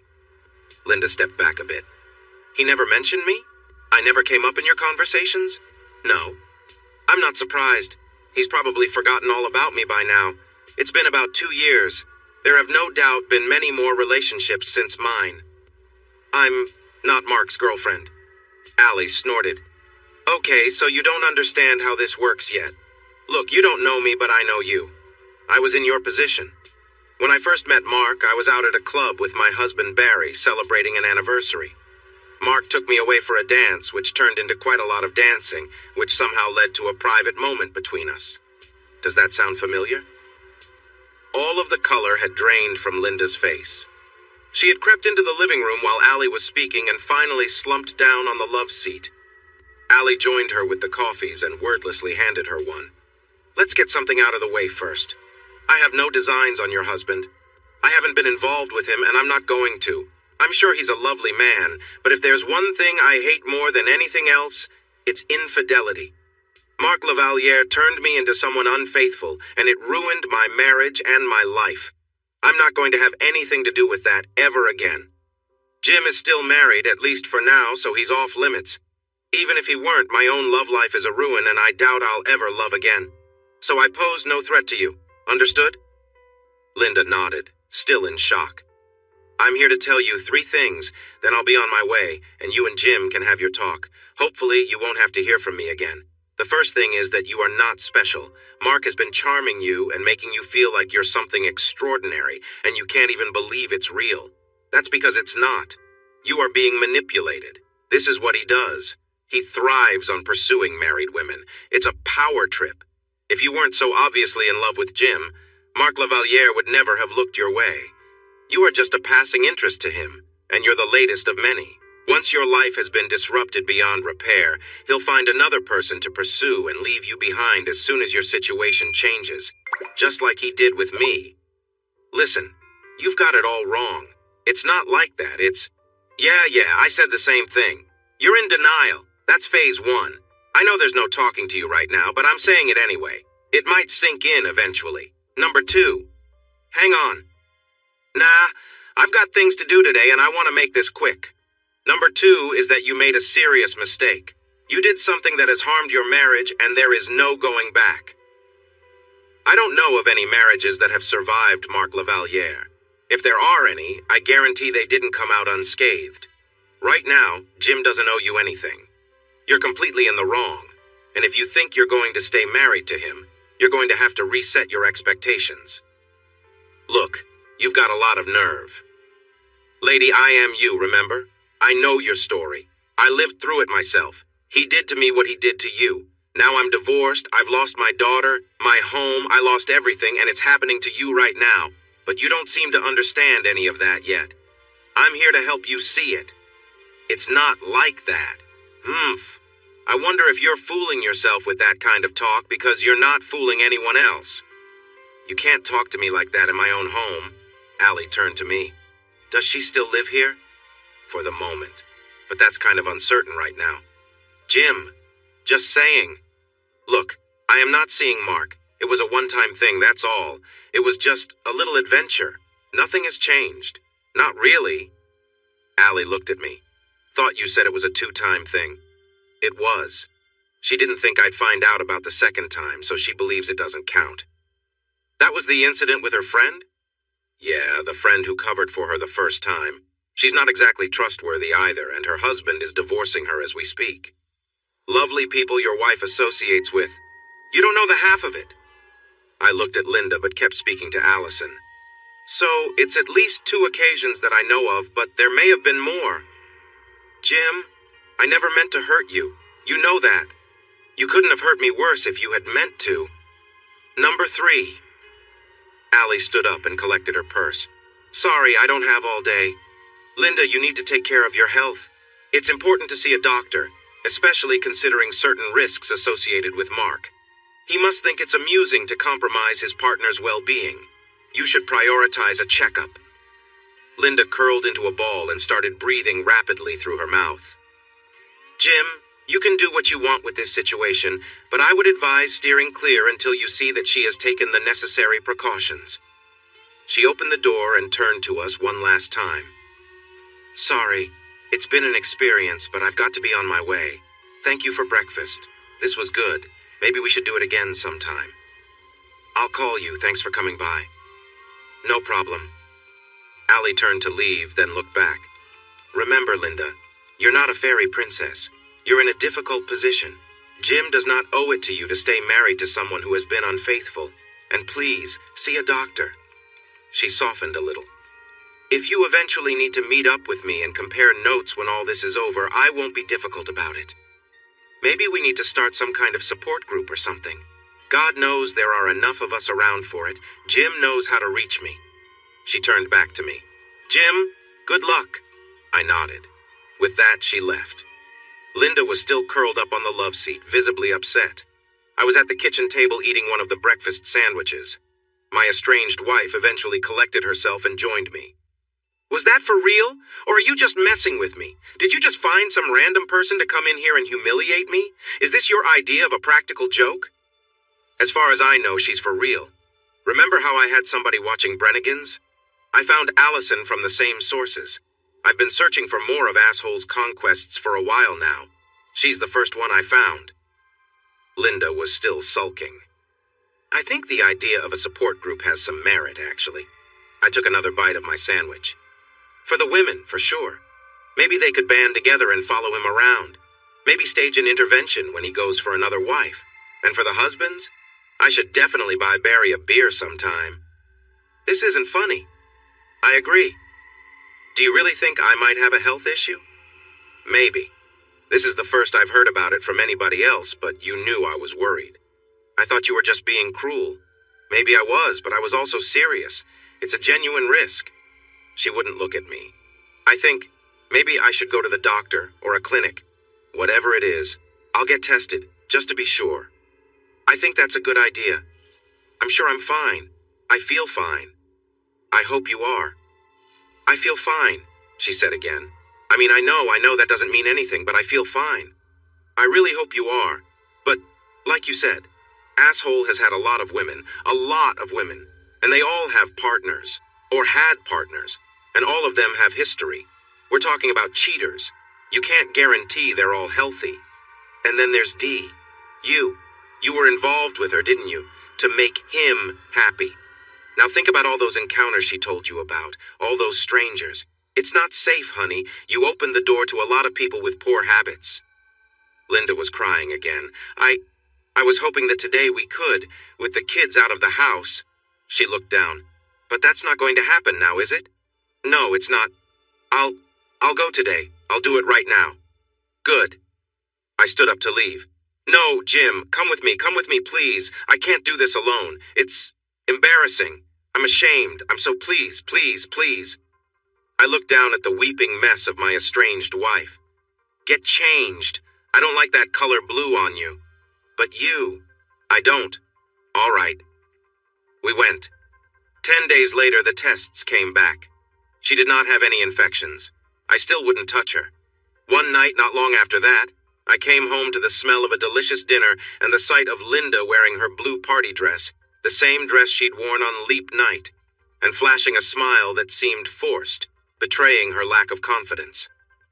All I could think about was my wife in someone else's arms, showcasing her best smile, eager for what lay ahead. I shuddered and turned away from her, not even crossing the threshold into the house. Linda's face crumpled, tears pooled in her eyes. I'd seen Emma and Tommy behind her, setting the table, but watching us intently. I felt Linda come up behind me in the doorway while I fought to control my anger and my sadness. I meant. I know what you meant. You bought that dress to wear for me, so you say. You wanted to put on a show just for me this time. It never occurred to you that I might see it differently. How am I supposed to look at you in that and not think about that night? I'm sorry. I'll go change. Don't bother, I won't be here tonight. Enjoy your evening with the kids. I just can't be anywhere near you right now. I'll be back tomorrow. I do not want to see that dress again. Do you understand? I didn't wait for her reply. I ate at the Willing Mind and let Lynn play therapist that night. A few days later, I realized I had forgotten it was Linda's birthday. She must have been trying to make an occasion of it. The DNA tests came back. The children weren't mine, neither one of them. Emma shared 25.2% of her DNA with me. Tommy was 24.8. They had the same mother and the same father. But the father wasn't me. According to the test, I was their uncle, or a double cousin, whatever that meant. I didn't make it home for nearly a week. To her credit, Linda gave me some space. She called after 3 days and asked if I would be back at the house any time soon. The kids were asking about why I was gone again. I hardly knew what to say, so I told her the truth. Linda, that night, we didn't have to call it anything but that anymore. Yes, she was patient.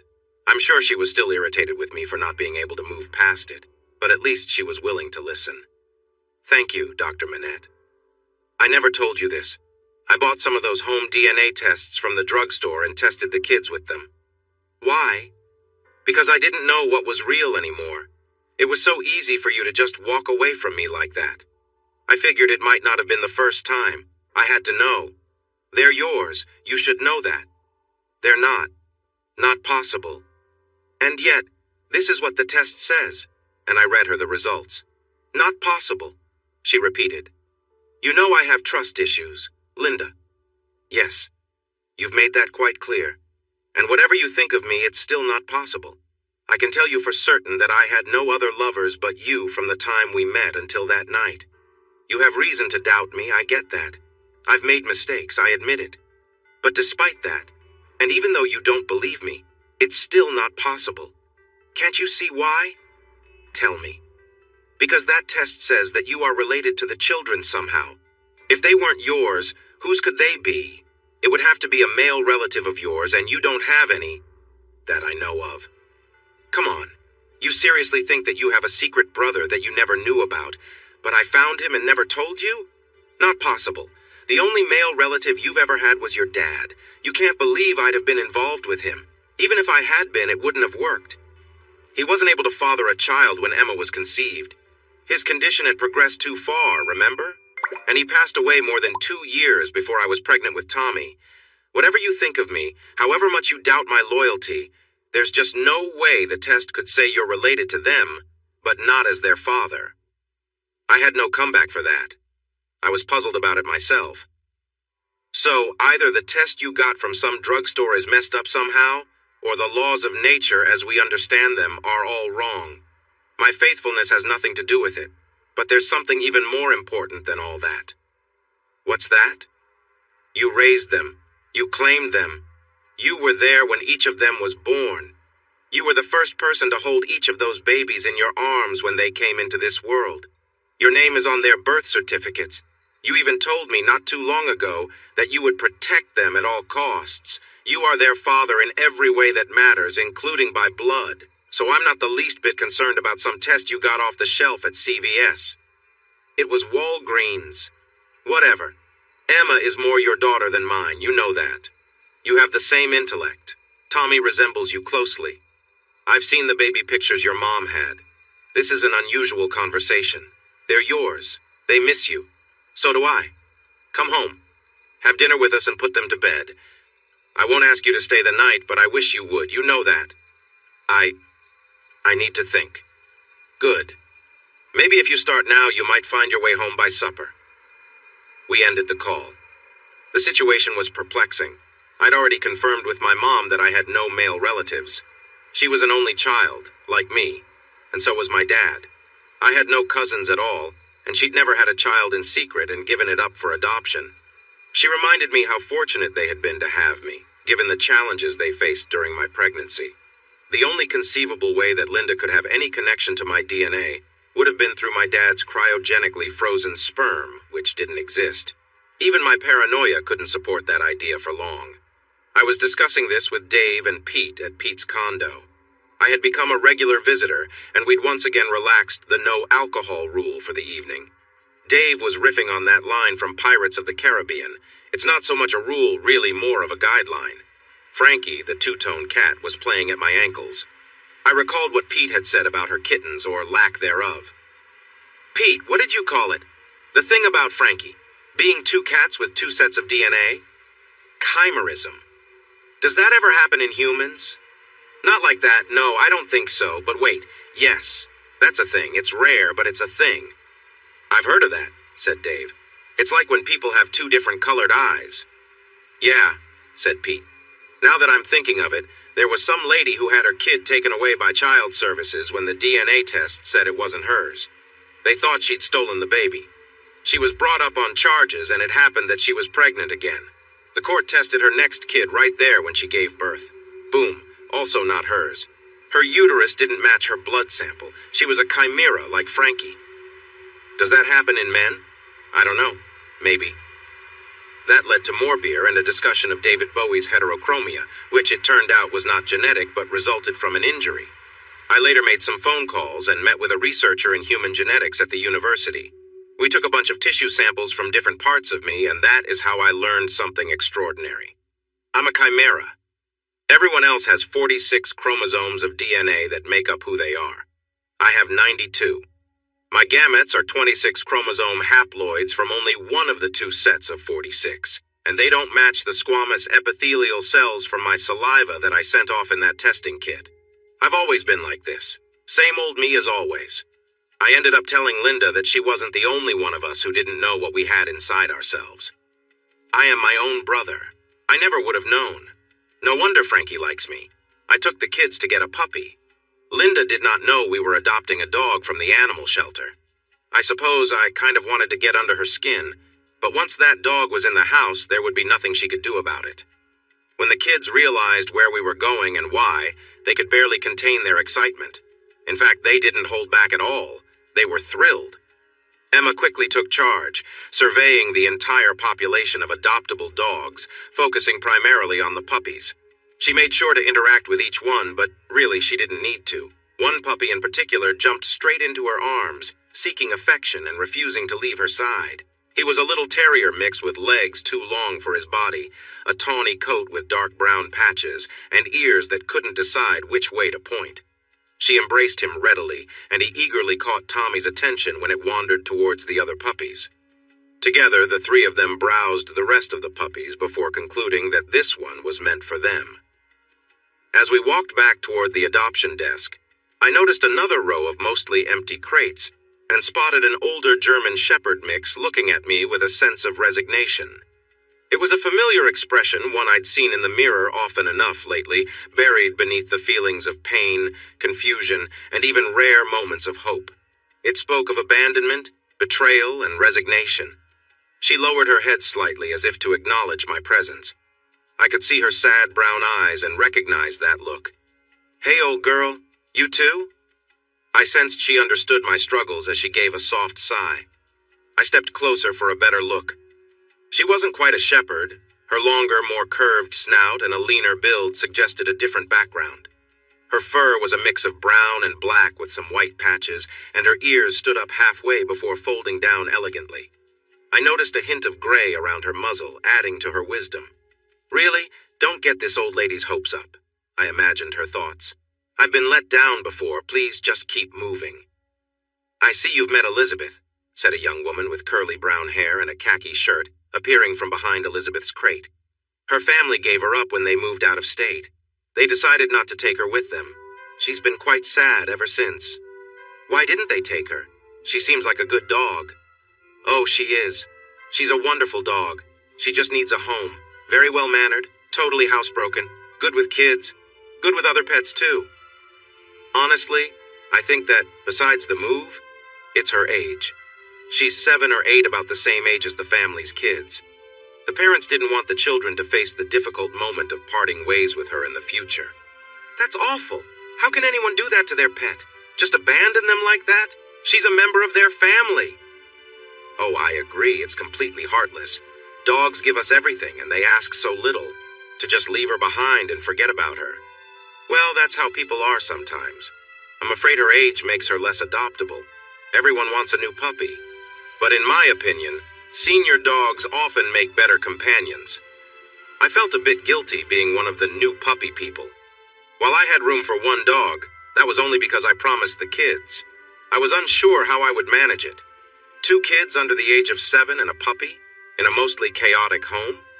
I was already taking on too much. The house was likely going to be a whirlwind. I couldn't take her in while I was spending every night at the suites. No, this wasn't going to happen. Elizabeth has been with us for 6 weeks. I'm afraid she's scheduled for adoption tomorrow.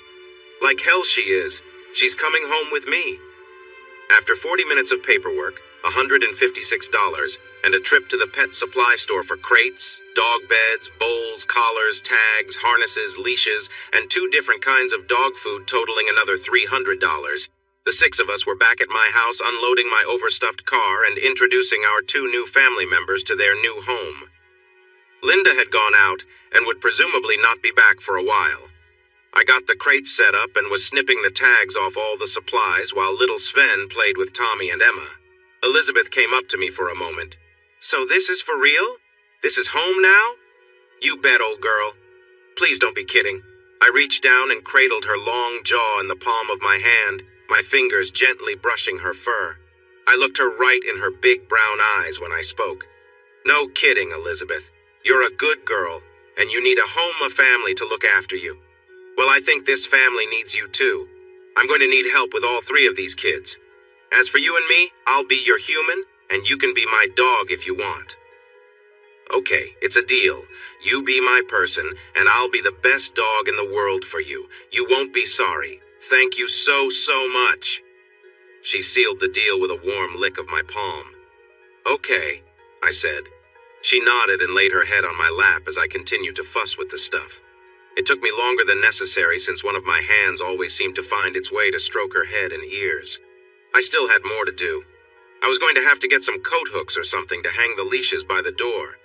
The backyard wasn't fenced in properly. I couldn't let them run around loose back there. Maybe I could shore up the fencing. Nah, that would have to wait for a few paychecks. Was Emma old enough to hold a leash for Sven? I doubted he'd run off, but still.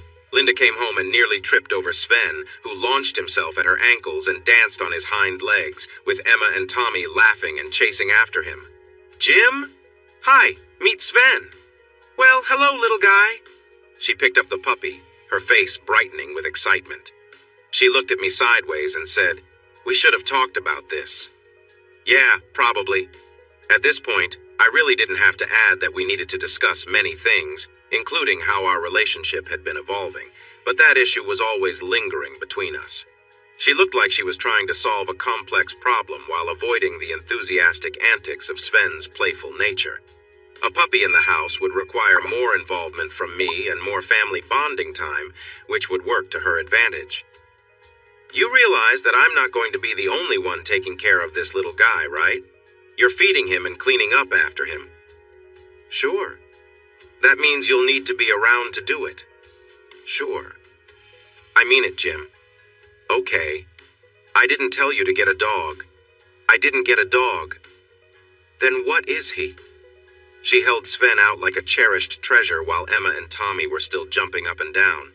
I didn't get a dog, I beckoned with one hand. I got 2 dogs, I clarified as Elizabeth stepped forward and assumed her rightful place at my side. Oh, Jim, really? Meet Elizabeth, she's mine. Linda looked at us. Elizabeth inclined her head slightly, acknowledging the moment. Elizabeth of the white hands, I see, expanding on your Tristan and Isolde theme? I knew she would catch that. Linda is self-absorbed and emotionally stunted, but she's not unaware. I observed Elizabeth's white pattern. Huh. Elizabeth of the white hands, how fitting. That had escaped my notice, honestly. Well then, Linda put Sven down and approached Elizabeth, extending her hand in a gesture of introduction.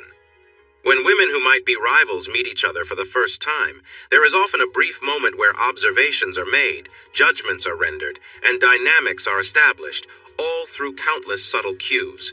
They then greet each other formally with a precisely calculated mixture of outward friendship and inner reservation. You've seen it happen, don't pretend you haven't.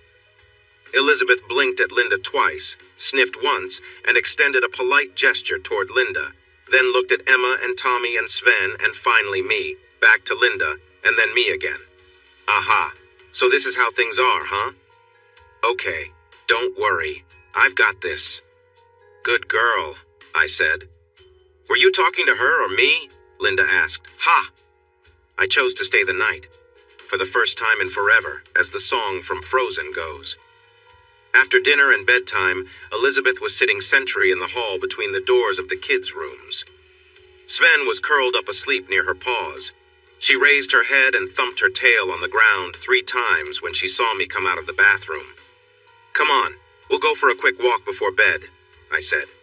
She got up and padded to the front door, carrying Sven carefully. I got their harnesses on and we went outside for a moment. Sven was a little drowsy, but he got the idea. Back inside, I placed Sven into his little crate where he quickly fell back asleep. I opened the door of Elizabeth's crate and she just looked at me disapprovingly. Jim, I get it. You're new at this, so let me explain. You want me to stay the night in there to avoid any accidents in the hallway. Well, I won't. I know how houses work. Sven will need to learn not to disturb his space, sure, but I'm an adult. You can trust me. I'll sleep in the crate if I have to, but there's something else you're missing. What is it, girl? She reached into her crate, pulled the doggy bed out with her mouth, and trotted off to the master bedroom with it. She considered the situation, then dropped it on the floor and settled at the foot of my twin bed. Really? Yes, really. Pack sleeping. It's a thing. It's healthy for us. There's not a lot of room here, I admit, but trust me. You'll feel better, I'll feel better, and it will bring us closer. That's what you wanted, right? I'm your dog, and you're my human. This is our arrangement. All right, just for tonight. Don't get used to it. I don't know who you think you're kidding. This is how it's going to be, and we both know it. Yeah, probably. How did you know this was my bed, anyway? The other one smells familiar. I don't understand how you all get by with your different senses. It must be like you're mostly unaware of subtle details. I guess. Hey, am I losing my mind? Talking to a dog and imagining that you're talking back? I climbed into bed. This would be the first time I actually slept in this bed. and Elizabeth made room for my feet while gently responding to my question. Don't be ridiculous. If you really were going crazy, you wouldn't think to wonder about it. Humans and dogs have been able to understand each other perfectly well for 10,000 years. You're just open to it. Anybody can speak dog if they just pay attention. What? Figure of speech? Now this old gal needs her beauty rest. I love you, human. I love you too, Elizabeth of the White Hands. I know my name is Elizabeth, but I don't understand that new part yet. You'll have to explain it to me later. Good night. She closed her eyes, her breathing becoming a slow, steady, comfortable rhythm, like the rocking of a ship. She lulled me to sleep in minutes. I didn't notice Linda watching us, silently in her thoughts. I'm only human. It was the second week of September, almost 7 months since the event, since Leap Day, since Asshole. The kids had started a new school year. Sven had managed to get housebroken under the patient tutelage of Elizabeth, who had taken on a motherly role not only to the puppy, but to Emma and Tommy as well. My job had rewarded me for my frequent travel, which kept me out of the house almost half the time. I never did get that condo, but I did vacate the suites after 6 weeks. I didn't want to burn too much of my goodwill. I'd been spending the rest of my nights in the house with Elizabeth and Linda across the room in her own bed. She dropped hints here and there and made sure to let me know she was interested. I steadfastly ignored all of it. It helped that while I was away in hotel rooms in other cities, I'd kept my thoughts occupied. But it had been almost 8 months since I'd really connected with anyone. Then, that one day in September, Linda tried to bridge the gap. She'd crossed the room early in the morning and gently suggested Elizabeth move aside before I woke, trying to connect with me in a way that felt familiar. It felt good. Too good. I was caught off guard. We hadn't shared that kind of intimacy in a long time. I guess she decided we could try to revive what we once had. However, the moment was overshadowed by my own doubts. I looked down at her, and she smiled up at me. It was her second-best smile. Behind it, there was no real joy in her eyes, just a hint of sadness. My mood shifted, and I felt the weight of our past. I wanted things to be okay. I was ready for a connection. But all I could think about was her, with him. And no, that really did not help my feelings. It's okay, Jim, she said hopefully. We could still... No. I mean, there's still a chance to... No. She leaned back slightly. Jim, I love you so much. It's okay, honey. I guess it's still too soon, but that's all right. You're still all the man I'd ever want. You're still the man of my dreams. I can wait. When it happens, it'll be good. I don't think that's true. I just thought... Just go. Go back to bed. Jim, go. I don't want to leave. Just hold me, please. I got out of bed and went to the shower. Elizabeth patted in after me to keep me company and maybe drink from the floor when I was done. It was coming up on a year. This February was as miserable as the last one. The storms weren't quite as harsh, but it was still challenging. We'd spent the fall and winter as housemates, barely speaking, living in a state of carefully negotiated but regretful silence. Linda had tried to connect with me several more times, weeks or months apart, and truth be told, I was tempted. But my feelings were complicated, and I struggled to reconcile them. I guess on some level I felt I could never compete with the experiences she'd had before. That comparison lingered in my mind. It had been months since we'd seen Susan Minette. We had been going around in circles. I think Linda and I had come to understand each other better, but it didn't bring us closer, nor lead to reconciliation. Linda had begun to accept some harsh truths about her behavior in our relationship, as had I. I realized I had idealized her in ways that were removed from reality, and I hadn't truly seen her for who she was. Maybe I was being unfair about it. Perhaps I could have moved past it. I'm sure there is at least one alternate reality somewhere where we stayed together and found happiness. But that reality wasn't this one. I could barely envision it. Emma and Tommy knew not to approach us together. They would speak with me or with Linda, but rarely both, sensing the distance between us. I was often preoccupied, spending time with friends or out by myself. We arranged playdates for the kids and Sven with the Nessmans and their little dog Charlie, but Linda and I didn't socialize with Phil and Jane. Jane wouldn't even acknowledge me. Phil and I shared an understanding in our silence. Emma dealt with the situation by making herself the center of attention. Sometimes that meant creating drama or getting into trouble. She found herself in a few conflicts at school, expressed her emotions unpredictably, and even seemed to experience a sort of stress that affected her well-being. But amidst it all, there were moments of lightness too. On the contrary, sometimes she would have manic periods where she drew dozens of pictures of everyone and everything she knew, or spent the day dancing around and singing at the top of her lungs. She included Sven in every aspect of her life, staging plays and dressing him up in her clothes, concocting elaborate stories of her fantasy life. It was charming when she was like that. It was just as delightful when she was up as it was difficult when she was down. Linda and I agreed to get her into counseling, which really did help. Tommy had become fascinated by the sword in our room, which had remained where it was. Sometimes he'd come into the master bedroom and sit on the floor and just look at it, dreaming of who knows what. He kept quiet and distanced himself from Emma's whirlwind of activity. I would have worried that he'd become introverted, but when he was with his sister, they shared a silent bond. It's as if they were in sync with each other. I eventually recognized that my son possessed the rare ability to step back, assess situations calmly, and take thoughtful, correct action when needed.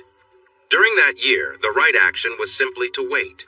If anything good had come from the past year, it was that I successfully reconnected with my mom. I had taken the kids to see her in Colorado twice that summer, and all three of them were over the moon about it. I also managed to partially step out of my couple's identity. We no longer had our friends or did the things we used to do. I started considering things that I might do, which we never would have considered. It hurt, but it was also liberating. I felt like a crab molting away its old shell. Mercifully, perhaps, we didn't reach the end of the month. It was Valentine's night, the 3rd anniversary of Don's passing. We hadn't made plans. Linda came up to me and simply said, "You don't look at me the way you used to anymore." No, I suppose I don't. You used to look at me like you cared. Even when you didn't say it, I could feel it. Even on ordinary days when we weren't doing anything special, I could sense your affection. I said nothing. I miss that, Jim. I miss that about us. It was part of my life for so long that I had grown numb to it. I failed to appreciate it over time. All that love had faded into background noise. I didn't even notice it until it was gone, and it left this emptiness that I'm feeling now. That emptiness has been hard to bear. Still, nothing. I didn't believe it at the time. All those years I felt like it couldn't possibly be true. No one could care for me that much, so I brushed it aside. I didn't let myself think it was real. That I was just plain old, same old Linda. That you were wrong to look at me that way. But I loved it. I know that now. That was my oxygen. That was my light. That's why I loved you so much. Tears were rolling down her face again. Months of silence, not exactly fighting, just nothing. And now this. It's gone, isn't it, Jim? It's gone and it's not coming back. Yeah, pretty much. I'm sorry. I didn't understand what it would do to you, and I didn't understand what it would do to me either. I'll always regret what it cost me, what it cost us. But I'll also regret who I was and what I did and how I did it. She took a step back, resolved. She held her left hand in her right, slid her rings off and handed them to me. I'll sign the papers. I'm sorry. 20 years is a long time. Emma is getting married. Let me catch you up. Our divorce was final that August. Linda was married again by Thanksgiving. I have no idea how she did that or where she found the guy. It didn't last. Linda had tried to follow my plan of taking turns spending time at the house with the kids, and her new husband didn't care for that at all. He wanted her full time and wanted to take the kids with her. Linda wasn't having it. We had joint custody, and we were keeping them in their home. After all she'd done, she didn't want to take Emma and Tommy away from me. I guess her husband felt like she had only one foot in the marriage, and the whole thing lasted about 8 months. Then she found another guy a few months later and married husband number 3 within another year. That lasted 7 or 8 years. He was unfaithful several times, and eventually she had enough of that, so she moved on to husband number 4. She's been with him for almost 10 years now. I have no idea what he's like. I hope he's a football fan. I never learned if she really had kept things going with Mark Lavaliere behind my back after she said she'd broken up with him. It didn't matter anyway. I also never learned if she'd been unfaithful before that either. She'd said she hadn't, but really, I had no idea what she had been up to. Once I realized what kind of person she was, I was inclined to imagine the worst. I'd like to say that the asshole eventually got what was coming to him. I'd like to say that some jealous husband confronted him, or that he faced consequences for his actions. I'd like to say he experienced hardship and regret, but nothing like that happened. Instead, he continued playing football for a few more years, eventually facing a routine minor injury that didn't end his career but impacted his performance. He spent several seasons on the bench until the team bought out his contract, leading to his retirement as a wealthy man. Leveraging his natural charisma, he became a sports commentator, gaining further fame and fortune, and it seems he continued his pastimes, although I can only hope he found fulfillment in meaningful friendships and relationships. I kept in touch with Allison on occasion. I never dated her, and as far as I know, she never dated anyone. She started a support group with several other women who had been through similar experiences. I connected her with 3 of them through my contacts. They never held any interventions, but they met monthly to offer support to one another. Linda chose not to participate. It turned out that Allison had misrepresented the situation concerning her health, intending to provoke Linda in some way. I reached out to Allison's ex, Barry, but he was not receptive. On a positive note, her daughter Jenny turned out well. She is 31 and has 2 children of her own now. For years, I didn't date. I kept busy with work and the children. Emma responded positively to her therapy. Once the home situation had settled and the divorce finalized, her distracting antics diminished. After a year had passed, she returned to being my sweet girl, though she soon entered her teenage years. She was the one who encouraged me to explore dating again, insisting she didn't need a new mother, but I could use a partner. She was 11 when she made that observation. How did she become so perceptive? Elizabeth stayed with us for 6 more years, which I later understood is a long and fulfilling life for a dog of her size. She was one of the main reasons I felt no pressure to date. I had a loving companion at home, emotionally at least. There was always a warm, albeit furry, presence nestled in my bed each night. Someone who understood and shared my grief, helped me raise our children, and was always there to listen. This is harder to convey than I anticipated. I came home one day to find Sven acting restlessly. I attempted to put his harness on for a walk, but he resisted. I thought it unusual that Elizabeth wasn't with him, although she had been slowing down. Sven was yipping and trying to guide me to the bedroom. When I entered, I found Elizabeth lying on the floor near the foot of my bed. She was too weak to climb up. She hadn't eaten and was barely breathing, and her nose felt dry and warm.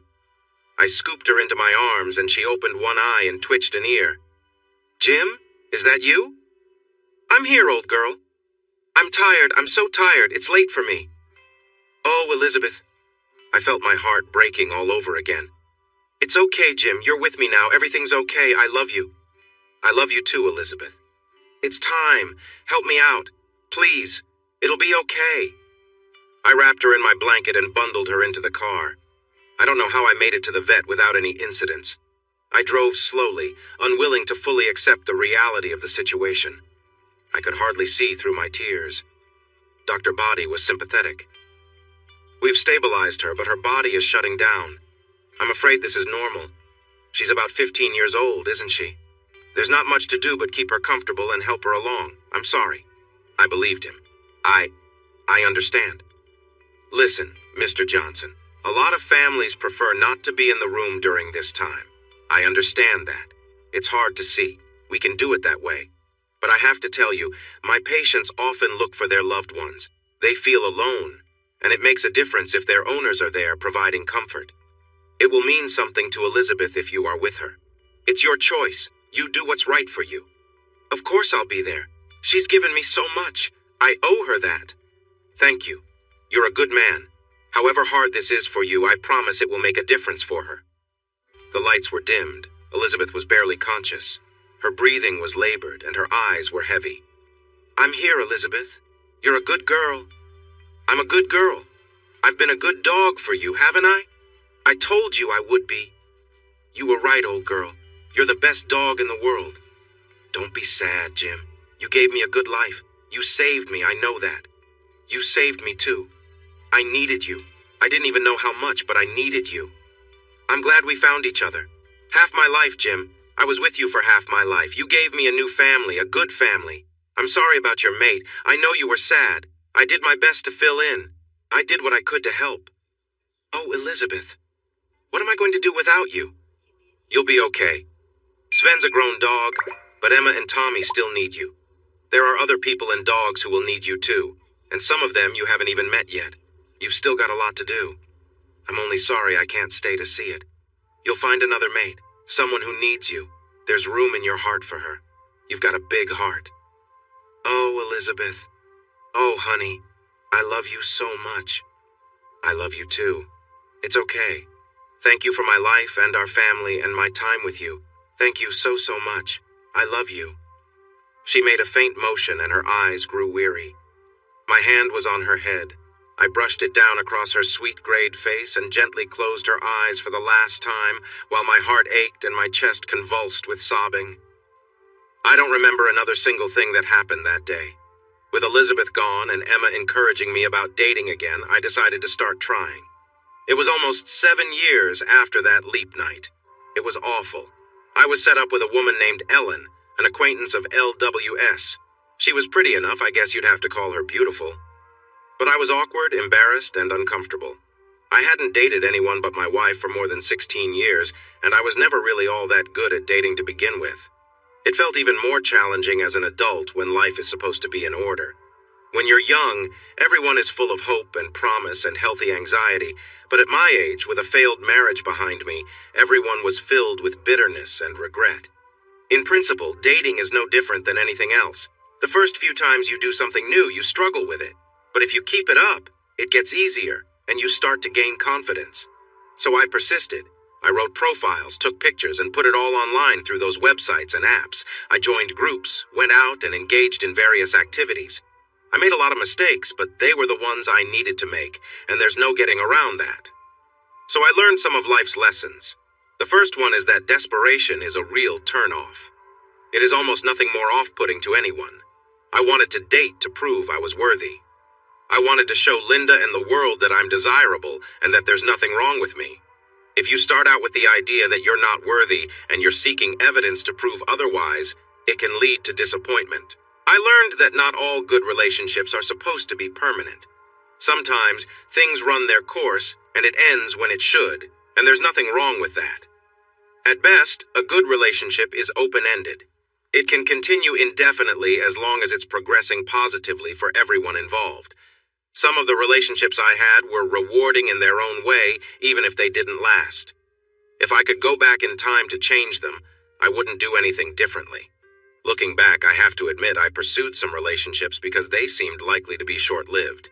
There were experiences I needed to have, so I sought them out and embraced them. Does that make me a hypocrite? Maybe. Probably not. I wasn't married when I did that, nor were the women I pursued. Besides, I wasn't trying to cause harm to anyone else. I learned to broaden my horizons, how to ask for what I want and need, and how to be ready to give what is asked of me. This turned out to be really important. I have a type. Linda was my type. Having a type can be limiting. It's hard to be happy when you're helplessly enthralled. It's unrealistic to assume that things will work out between two people solely based on attraction. The only reliable principles that apply are openness, communication, and a committed dedication to each other and the relationship. I was so focused on what Linda represented that I never noticed her true self. I certainly paid the price for that. So, I chose to date outside of my type. I was quite open-minded, and I almost didn't care about the physical attributes of the women I dated. Every individual is unique and beautiful in their own way, and the most appealing quality is a person's happiness and connection with me. I wasn't fixated on specific traits or looks. As long as someone was genuine, I was fine with getting to know them. I preferred to avoid the complexities that often came with those who might be viewed as conventionally attractive. I wanted someone who genuinely wanted to be with me without any competition or doubt. The only guideline I adhered to was being considerate of age differences. I aimed to be respectful and not overstep boundaries. I'll admit I didn't venture far outside of my ethnicity, but I recognized that I could have explored broader options. I consciously avoided women who resembled Linda in any way, which may have caused me to overlook a couple of potentially meaningful connections. I I hope I didn't unintentionally hurt anyone's feelings. This approach opened up numerous opportunities for me. I discovered qualities in women and people in general that I had never thought to seek out, and I found joy in those pleasant surprises.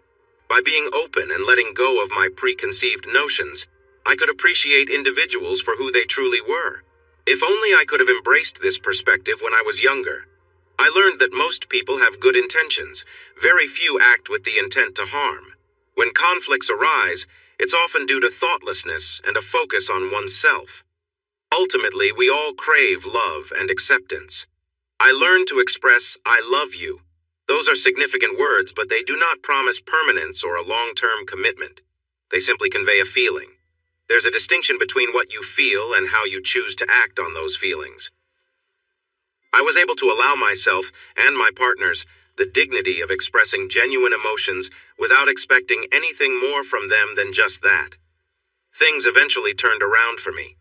It was rough for a few years. I had no idea how Linda managed her relationships, but it seemed that it didn't work for men in the same way. Nobody rushed in to support us or claim us. However, after a few years, there came a significant change, and suddenly everything started working in my favor. At first it came gradually.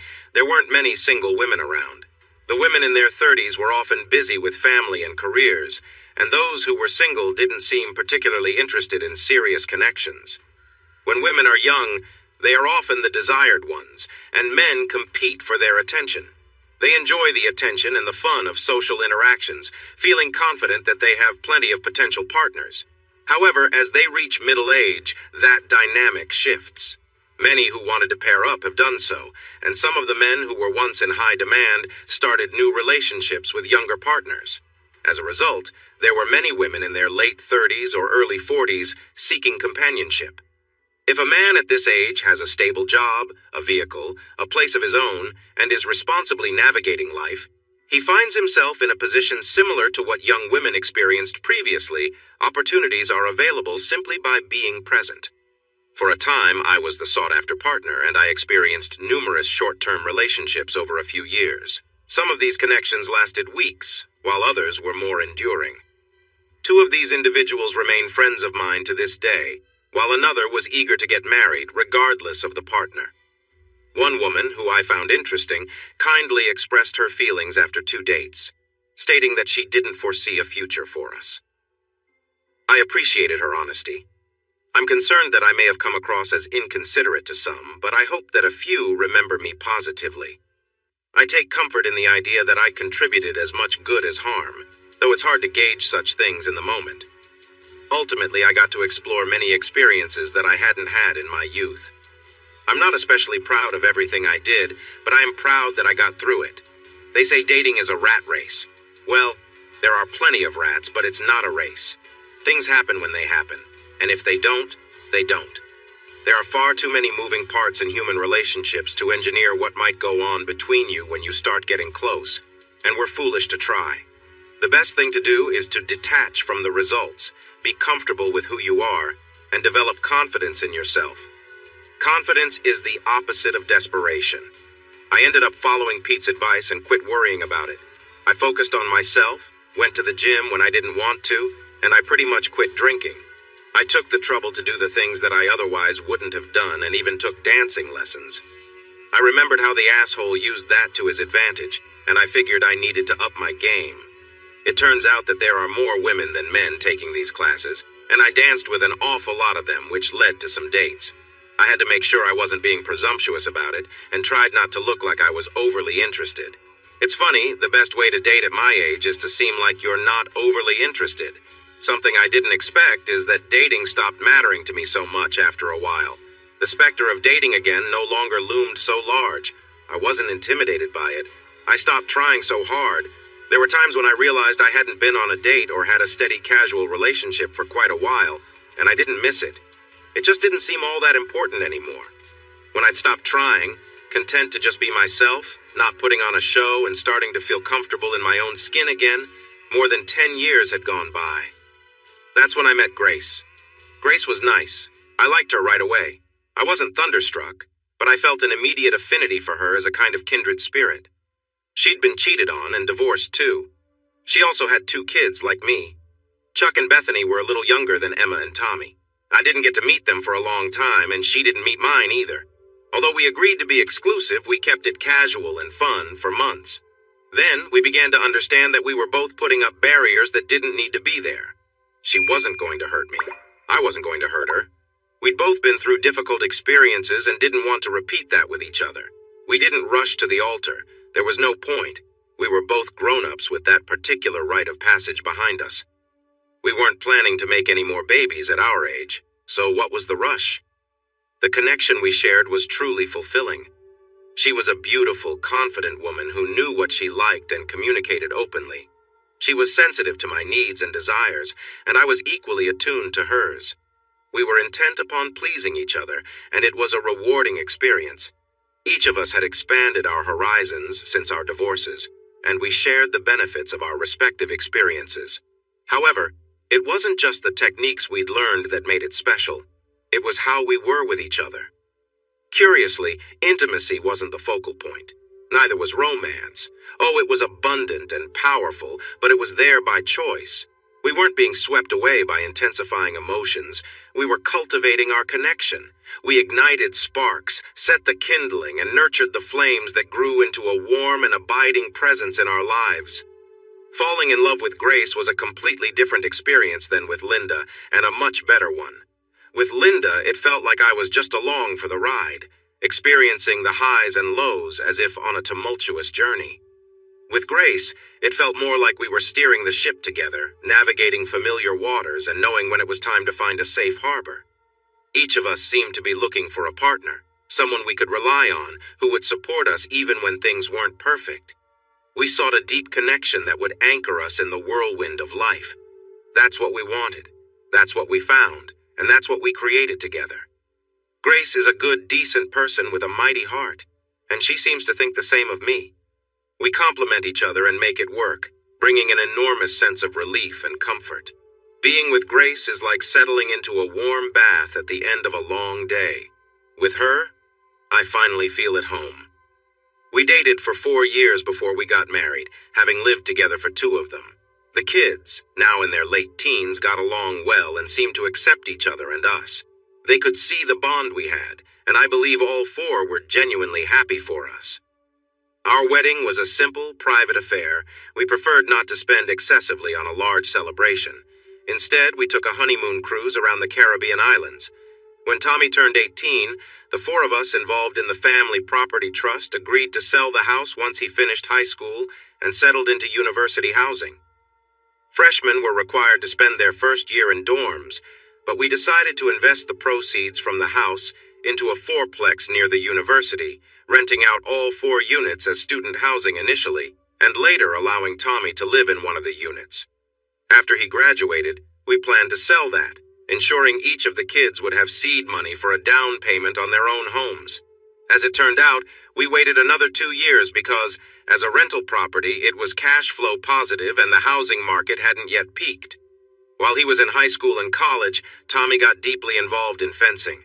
I had no idea that the sword in the master bedroom would affect him so profoundly and change the course of his life. As I've gotten older, it seems that little unplanned things accumulate and divert us onto new paths we might never have thought of. Tommy was blessed with the ability to read his opponents, wait for the right opportunity, and then strike swiftly and precisely. His college education was partially funded by a fencing scholarship, and he even made the U.S. Olympic team, competing in sabers and épée. After that, he branched out into kendo and other martial arts, and now, at 24, he works as a weapons master, trainer, and combat choreographer for theater and film productions. He is engaged to Bernice, a talented Belgian gymnast he met in Paris. Emma became a clinical psychologist, perhaps influenced by her own experience with therapy. She also had the benefit of her summer job waitressing at the Willing Mind. I am humbled to think of how much she must have learned from Lynn. She was finishing her state certifications when she got engaged to Bradley, who seemed to be a decent young man. He didn't follow the old-fashioned tradition of asking for my daughter's hand in marriage. I suspected Emma had more to do with getting engaged than he did. Still, I felt obliged to give him at least a little bit of fatherly grief.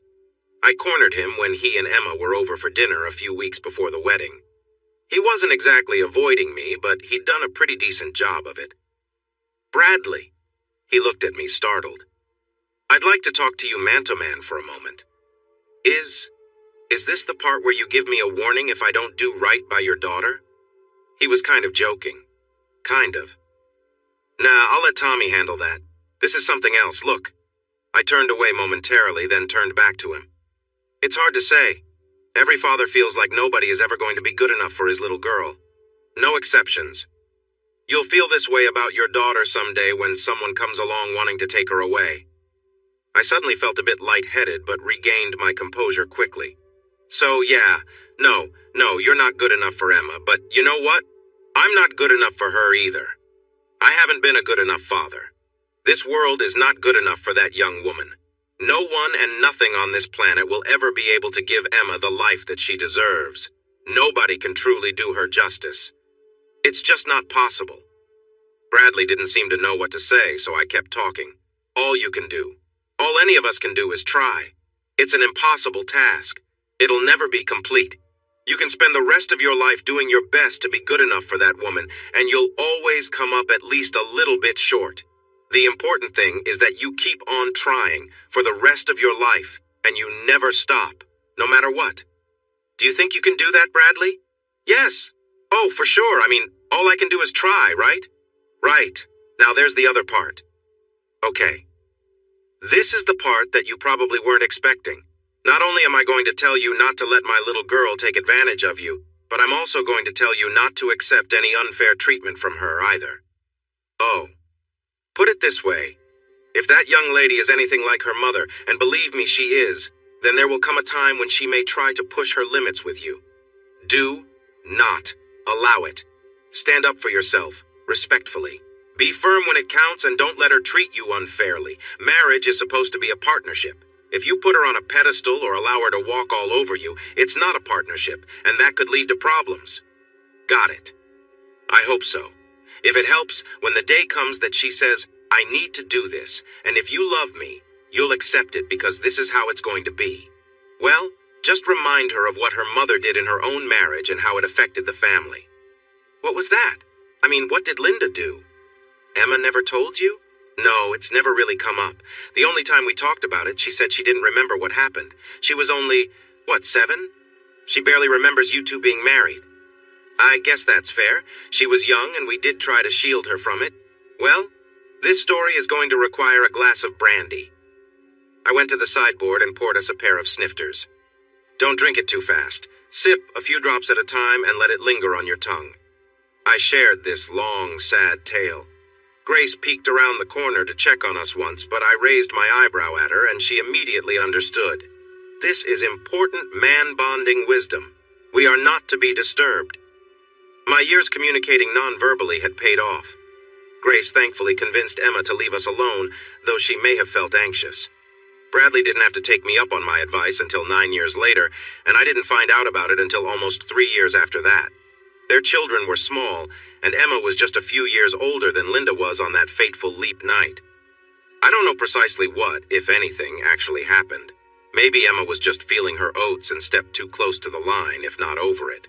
Whatever it was, Bradley stood his ground, asked Emma to leave the house for a while, and suggested she visit her mother to reflect on her past. Emma returned showing levels of contrition that he'd never seen from her before. Apparently the term, Mommy's asshole boyfriend, had triggered a memory. But that's a whole other story, and that's all I know of it. Whatever it was, they survived it and seemed to still be doing well. But this part is about Emma's wedding, so let's get back to that. Grace and I were the hosts, sitting on the bride's side, along with Chuck and Bethany's husband, Carl. Bethany was up front as Emma's matron of honor. My mom and Bob made it down for the ceremony, too. They were now in their early 80s, having given up their sprawling Colorado ranch house and moved into a condominium that could step up into an assisted living facility. That house had hosted me, Emma, and Tommy, along with our significant others, many times over the last 20 years. Bob's family eventually softened, and he was able to host them a bunch, too. Linda and her current husband, Glenn, were with us in the next row back, along with Tommy and Bernice, who was doing her best not to upstage the bride with her beauty and almost succeeding. It was amazing how much Emma had come to look like her mother.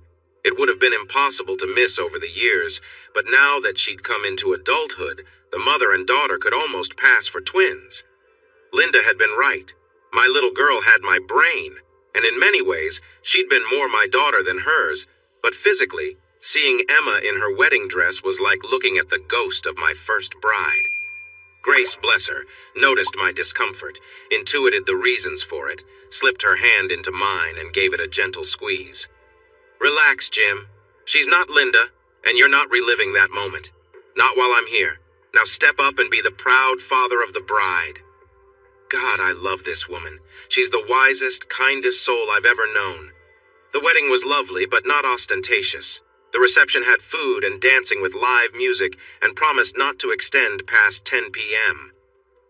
When the time came for the father-daughter dance, my years of dance lessons really brought the house down. Grace and I had been practicing for weeks before the ceremony. Everyone was standing around us, cheering and clapping.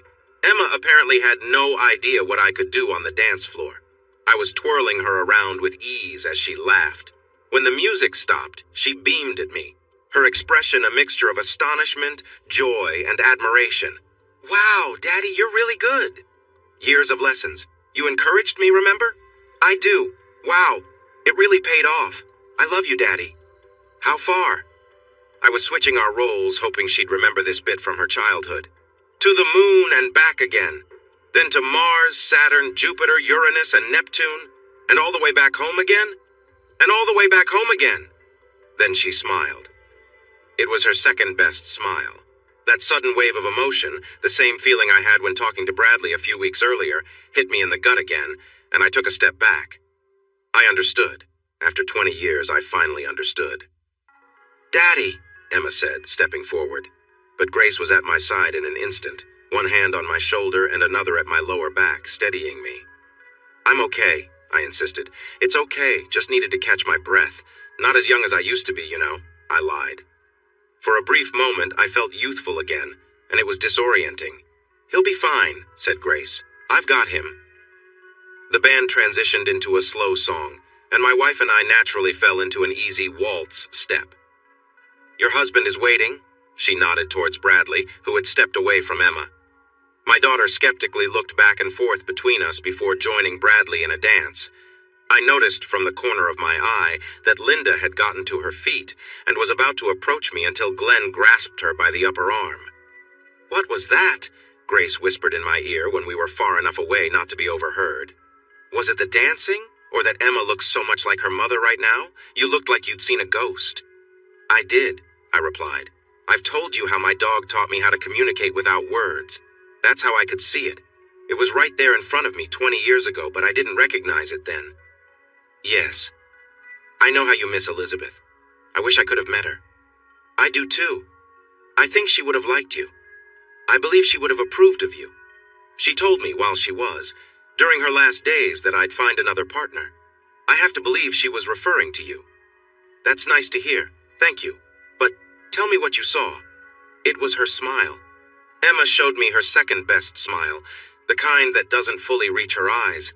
It was exactly the same smile that Linda gave me moments before she left me at the dance club with Marc Lavaliere. Exactly. Except this time, I knew what it meant. I could understand it in a way I hadn't before. What did it say? It was goodbye. Without speaking, my daughter conveyed, "This is it. This is goodbye. Even though I don't want to admit it to myself. I want you to stay where you are so I'll know you will always be there for me.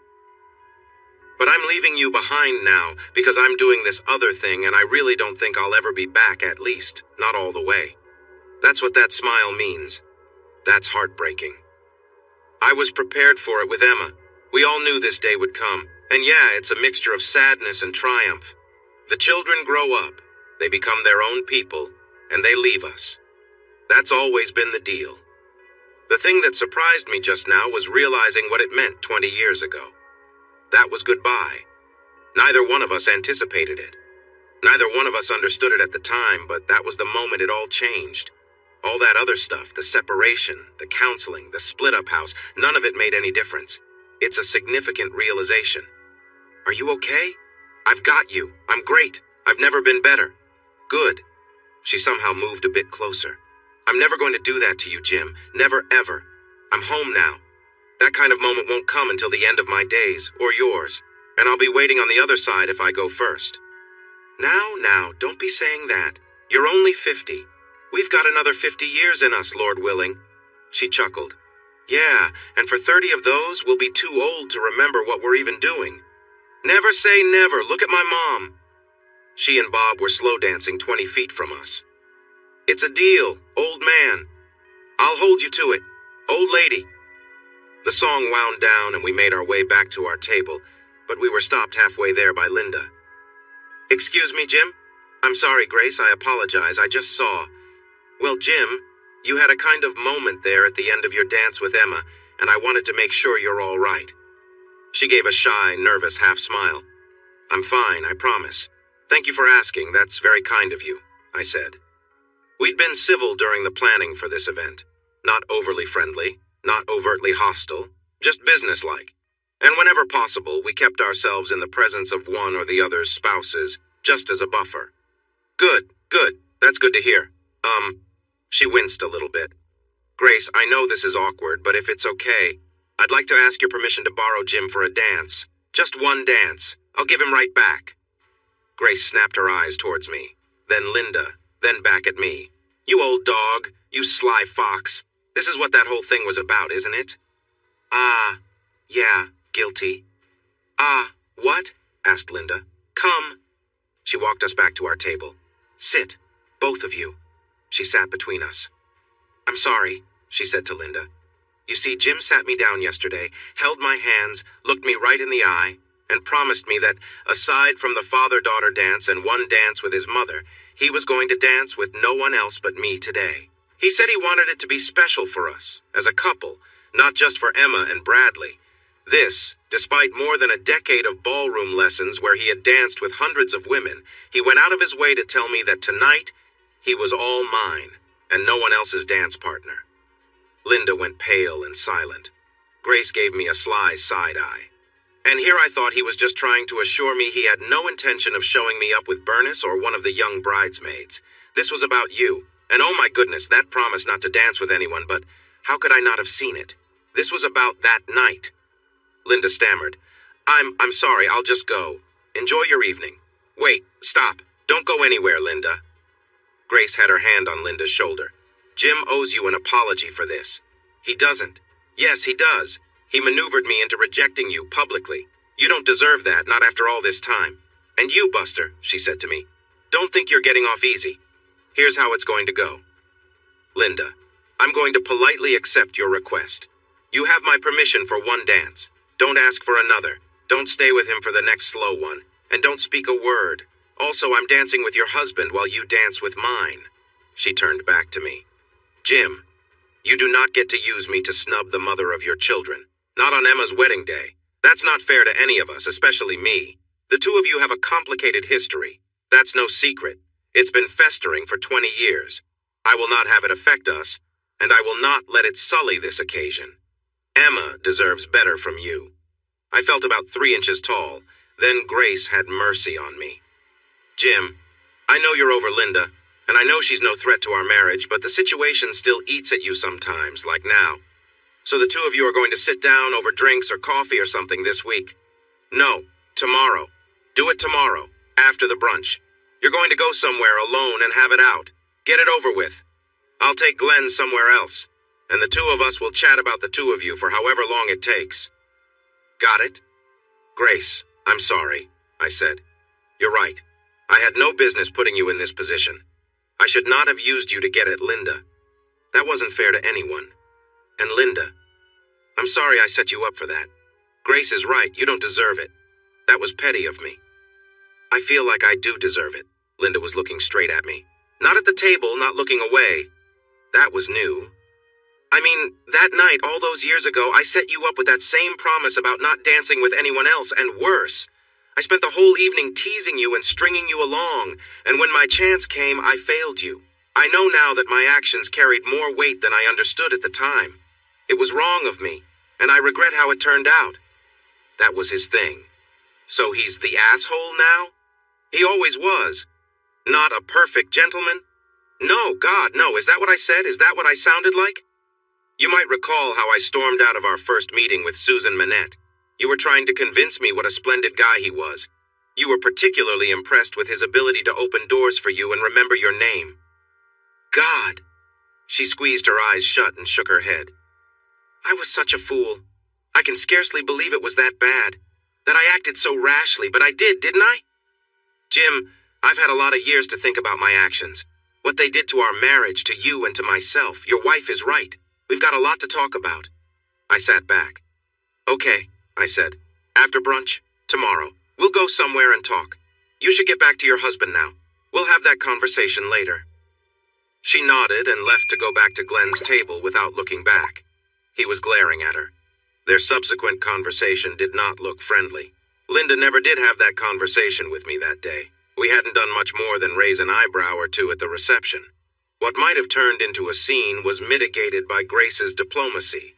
The brunch, a more intimate affair the next morning, was drama-free. Grace reached out to Glenn and let him know what was happening, assuring him that she'd keep him company while Linda and I held our long overdue post-nuptial discussion.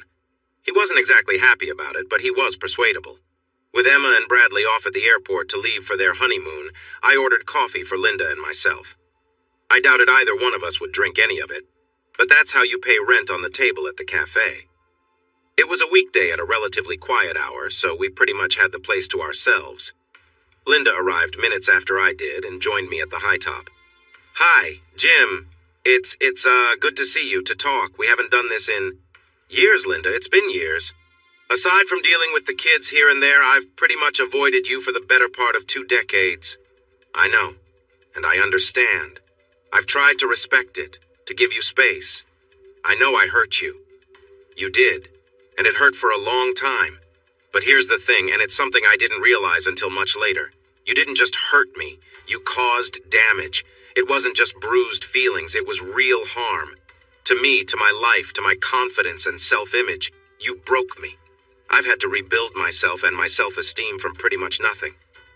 I understand that now. Jim, you should know I'm a different person than I was back then. I have been seeing therapists, on and off, all this time. I've been in marriage counseling with each of my husbands, and I've had a lot of individual sessions as well, trying to understand why I keep making poor choices. She sniffed and delicately blew her nose into a napkin. Things aren't going all that well with Glenn, I'm sorry to say. I think we'll make it. I hope we will. But it's been tough lately. This meeting and that thing with the dancing yesterday have irritated him, I know. But I think it's necessary if I can get at least a little bit of closure with you. Is that why we're here? In part. I also I needed to give you the apology I should have given you back then, but never really managed to. I didn't have it in me at the time. I didn't have the tools required, and I lacked the self-awareness. Now I'm better equipped. Jim, you dear man, I'm sorry. I'm sorry I betrayed you. I'm sorry I broke you. I'm sorry I destroyed your trust in me. And I think in women in general, and maybe in the whole human race. You've spent a long time just being hurt and trying to recover, I know, and it's my fault. I'm sorry I ruined our marriage and our relationship. I'm sorry I put our children through that loss. I'm not only sorry because of what it cost me, and what it cost all of us. I'm really sorry because it was wrong. It was selfish, thoughtless, inconsiderate, and cruel. I should never have done it. I should never have done anything like that. I should never have even wanted to. I wish I never had. Wow, I never thought I'd hear that from you. Yeah, that's because back then I was proud of myself. You were right about that. I kept telling myself that I had no regrets, that it was the experience of a lifetime, and that I'd always have that memory and that validation. I didn't see it as a debasement of myself, but it was. I didn't think it would change our relationship, but it did. Just the fact that I would do that changed our relationship. I mean, once you saw that's the kind of person I was. Up until then, I'd blinded myself to it. That's my own fault. And I used that against you. I let you look up to me while I was engaging in conversations that undermined our bond. We were all pretending to be loving partners and friends, but we were just being terrible. Participating in that was a mistake. She shook her head. I spent years telling myself that if it wasn't for that one lapse, you and I had a good, solid relationship. I blamed you for the loss of it for a long time. I still feel that way sometimes, but that's not right. The truth is that I'd been taking you for granted almost the whole time we were married. Somewhere along the way, I let myself lose respect for you enough to make those choices. That's what ended our marriage. It was my fault. It hit me like a freight train. I know. I'm sorry. For all of it. She sniffed. I told myself that it didn't count because I wasn't lying to you. It never occurred to me that I was lying to myself. I was lying to myself about what it meant. Lying is wrong.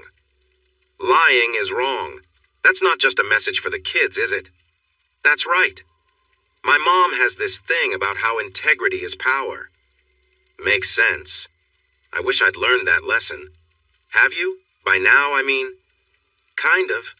She shook her head. Not really.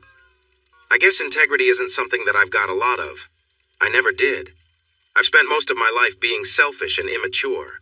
I feed on other people's attention. You were a good source of that for me, but it wasn't enough. It could never be enough. No matter how beautiful you said I was, or how often you said it, or how much you told me or showed me you cared, it could never have been enough because I was insatiable. I was like this vampire, this parasite, feeding off your adoration, and I always had to have more. That's why I kept belittling myself and pushing you away when you did that. I kept telling you that you were wrong, that I was plain old me, because I always needed more. And you kept right on supporting me. I guess I did. It was a vicious cycle. I've learned that I am basically a narcissist with low self-esteem. I have a voice in the back of my head, an instinct that drives me to find evidence that I'm acceptable. It's a question that's on constant repeat. Am I worthy of love? I gather as much evidence as I can to try to prove that the answer is yes. But at the same time, I internally sabotage myself because I'm convinced that the answer is really no. Everybody does that kind of thing to themselves to one degree or another. I'm just a severe case. You sound like you've got a much better handle on it now. Acknowledging the problem is the first step. Even that took years of counseling.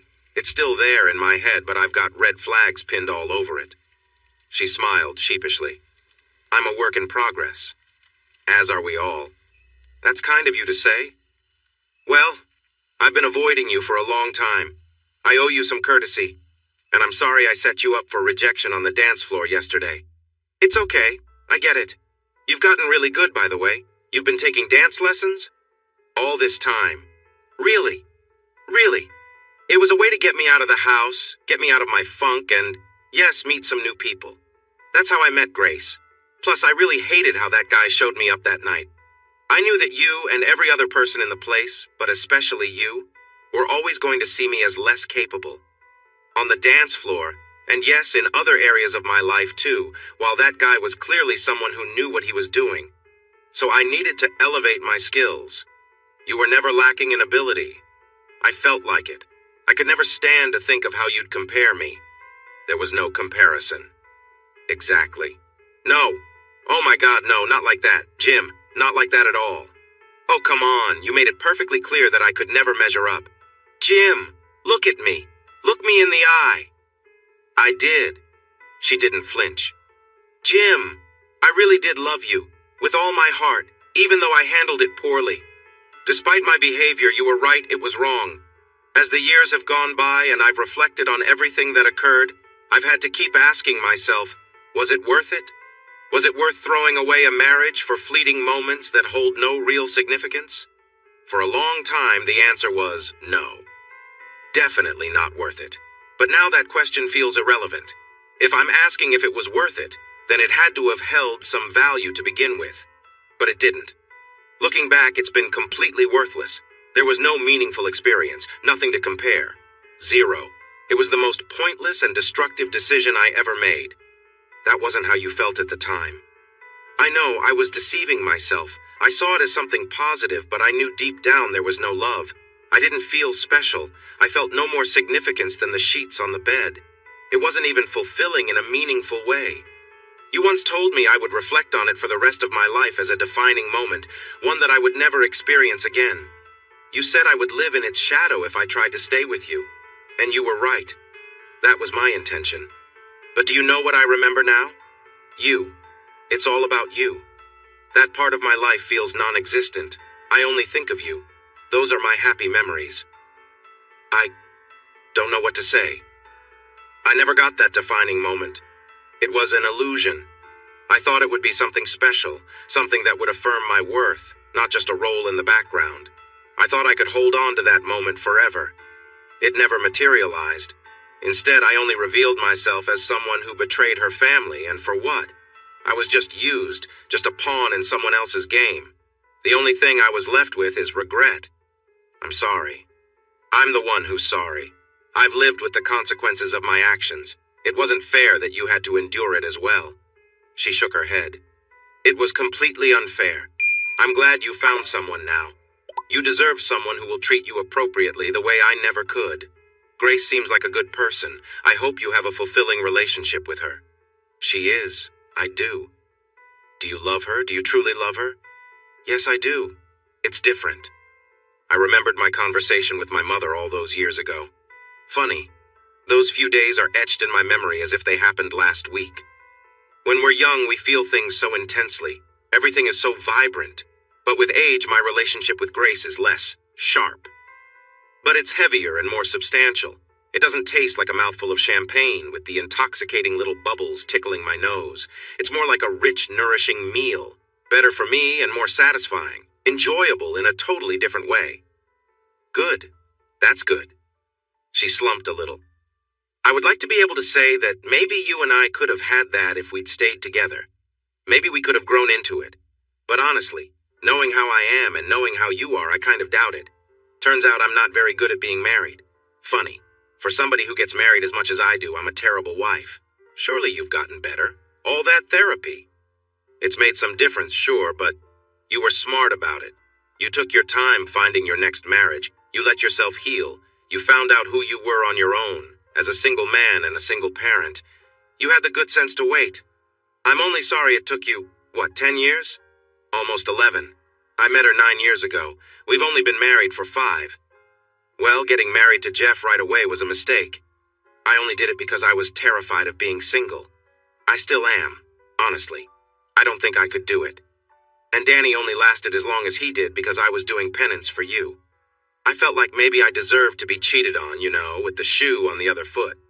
I wanted to see if I could move past that kind of thing the way that I'd asked you to. Well, I couldn't.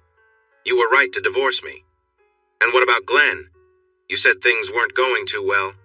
Yeah, well, Glenn is a good guy. Nothing wrong with him. He's better to me than I feel like I deserve a lot of the time. He gets jealous. I sometimes feel unappreciated. We get snippy with each other. We just have to keep reminding ourselves about what's important, and sometimes it feels like a chore. Something was itching at me. You said, this meeting and the thing with the dancing, you said it would be rough on him? Or something like that? Pretty much. Then why are you doing it? Because I needed to talk to you. We haven't talked like this in years, not since. Well, because it's something you needed to do for yourself. It's got nothing to do with him. Besides, it's just this once, and he'll get over it. He has to, and he's a good man, right? Linda looked like she'd seen a ghost. Maybe she had of her old self. Oh my God. Yeah, I've got to go. This was wrong. I have to get back to my husband. I think that would be best. Yes. Okay. She stood up. I'm going, Jim. Thank you. Thank you for talking. I needed to say all that. She started to bend down to acknowledge me, then stopped, unsure of what to do. Instead, she just stood there, feeling awkward. Just tell me one more thing, okay? I've got to know. What is it? I hoped she wasn't going to ask about us getting back together or try some sort of what-if game.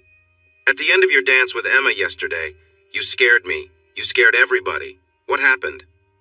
Oh yeah, it was her expression. She had that familiar smile that seemed to say, I'm moving on now, even though I don't want to admit it. Stay put and wait for me, but I won't be back.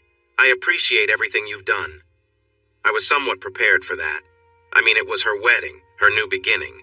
But I hadn't anticipated recognizing that same expression I had seen a long time ago on a face just like hers. That's what got to me. Linda shuddered and regained her composure. Oh dear. Oh, Jim. I'm truly sorry. It's okay, Linda. I've come to terms with it. For what it's worth, I can finally forgive you. I've let it go. Now go. Go to your husband and be the partner to him that you weren't with me. Thank you. Thank you, Jim. We'll be in touch. Thank you. So, how did that go? Grace had just parted with Glenn when Linda arrived and reclaimed him. It was good. I think it went well. I wasn't expecting her to be as apologetic as she was. She seems to have done a lot of self-reflection. I'm sure. And you? Did you get a chance to say much to her? A couple of things. I let her know that it wasn't just my feelings that were affected when she left, but she already understood that. I also mentioned I recognized the farewell in Emma's smile at the end of our dance. That caught her off guard, and I forgave her. You did? Yes, truly. After 20 years, I could finally put it behind me. Good for you. She snuggled into my embrace. Good for us. Yeah, I embraced her back. I feel settled now. I'm happy. I know how fortunate I am to have you and how rare this is. I looked into her eyes, seeing warmth and understanding. I genuinely hope that woman finds peace. She still has her old challenges to face. Right, I hadn't thought of that. Same old Linda. Glad I'm not her. Me too. Thanks for watching this video. Don't forget to subscribe to Infidelity Plus to stay updated with more captivating tales of infidelity and payback. Turn on notifications so you're the first to see our latest content.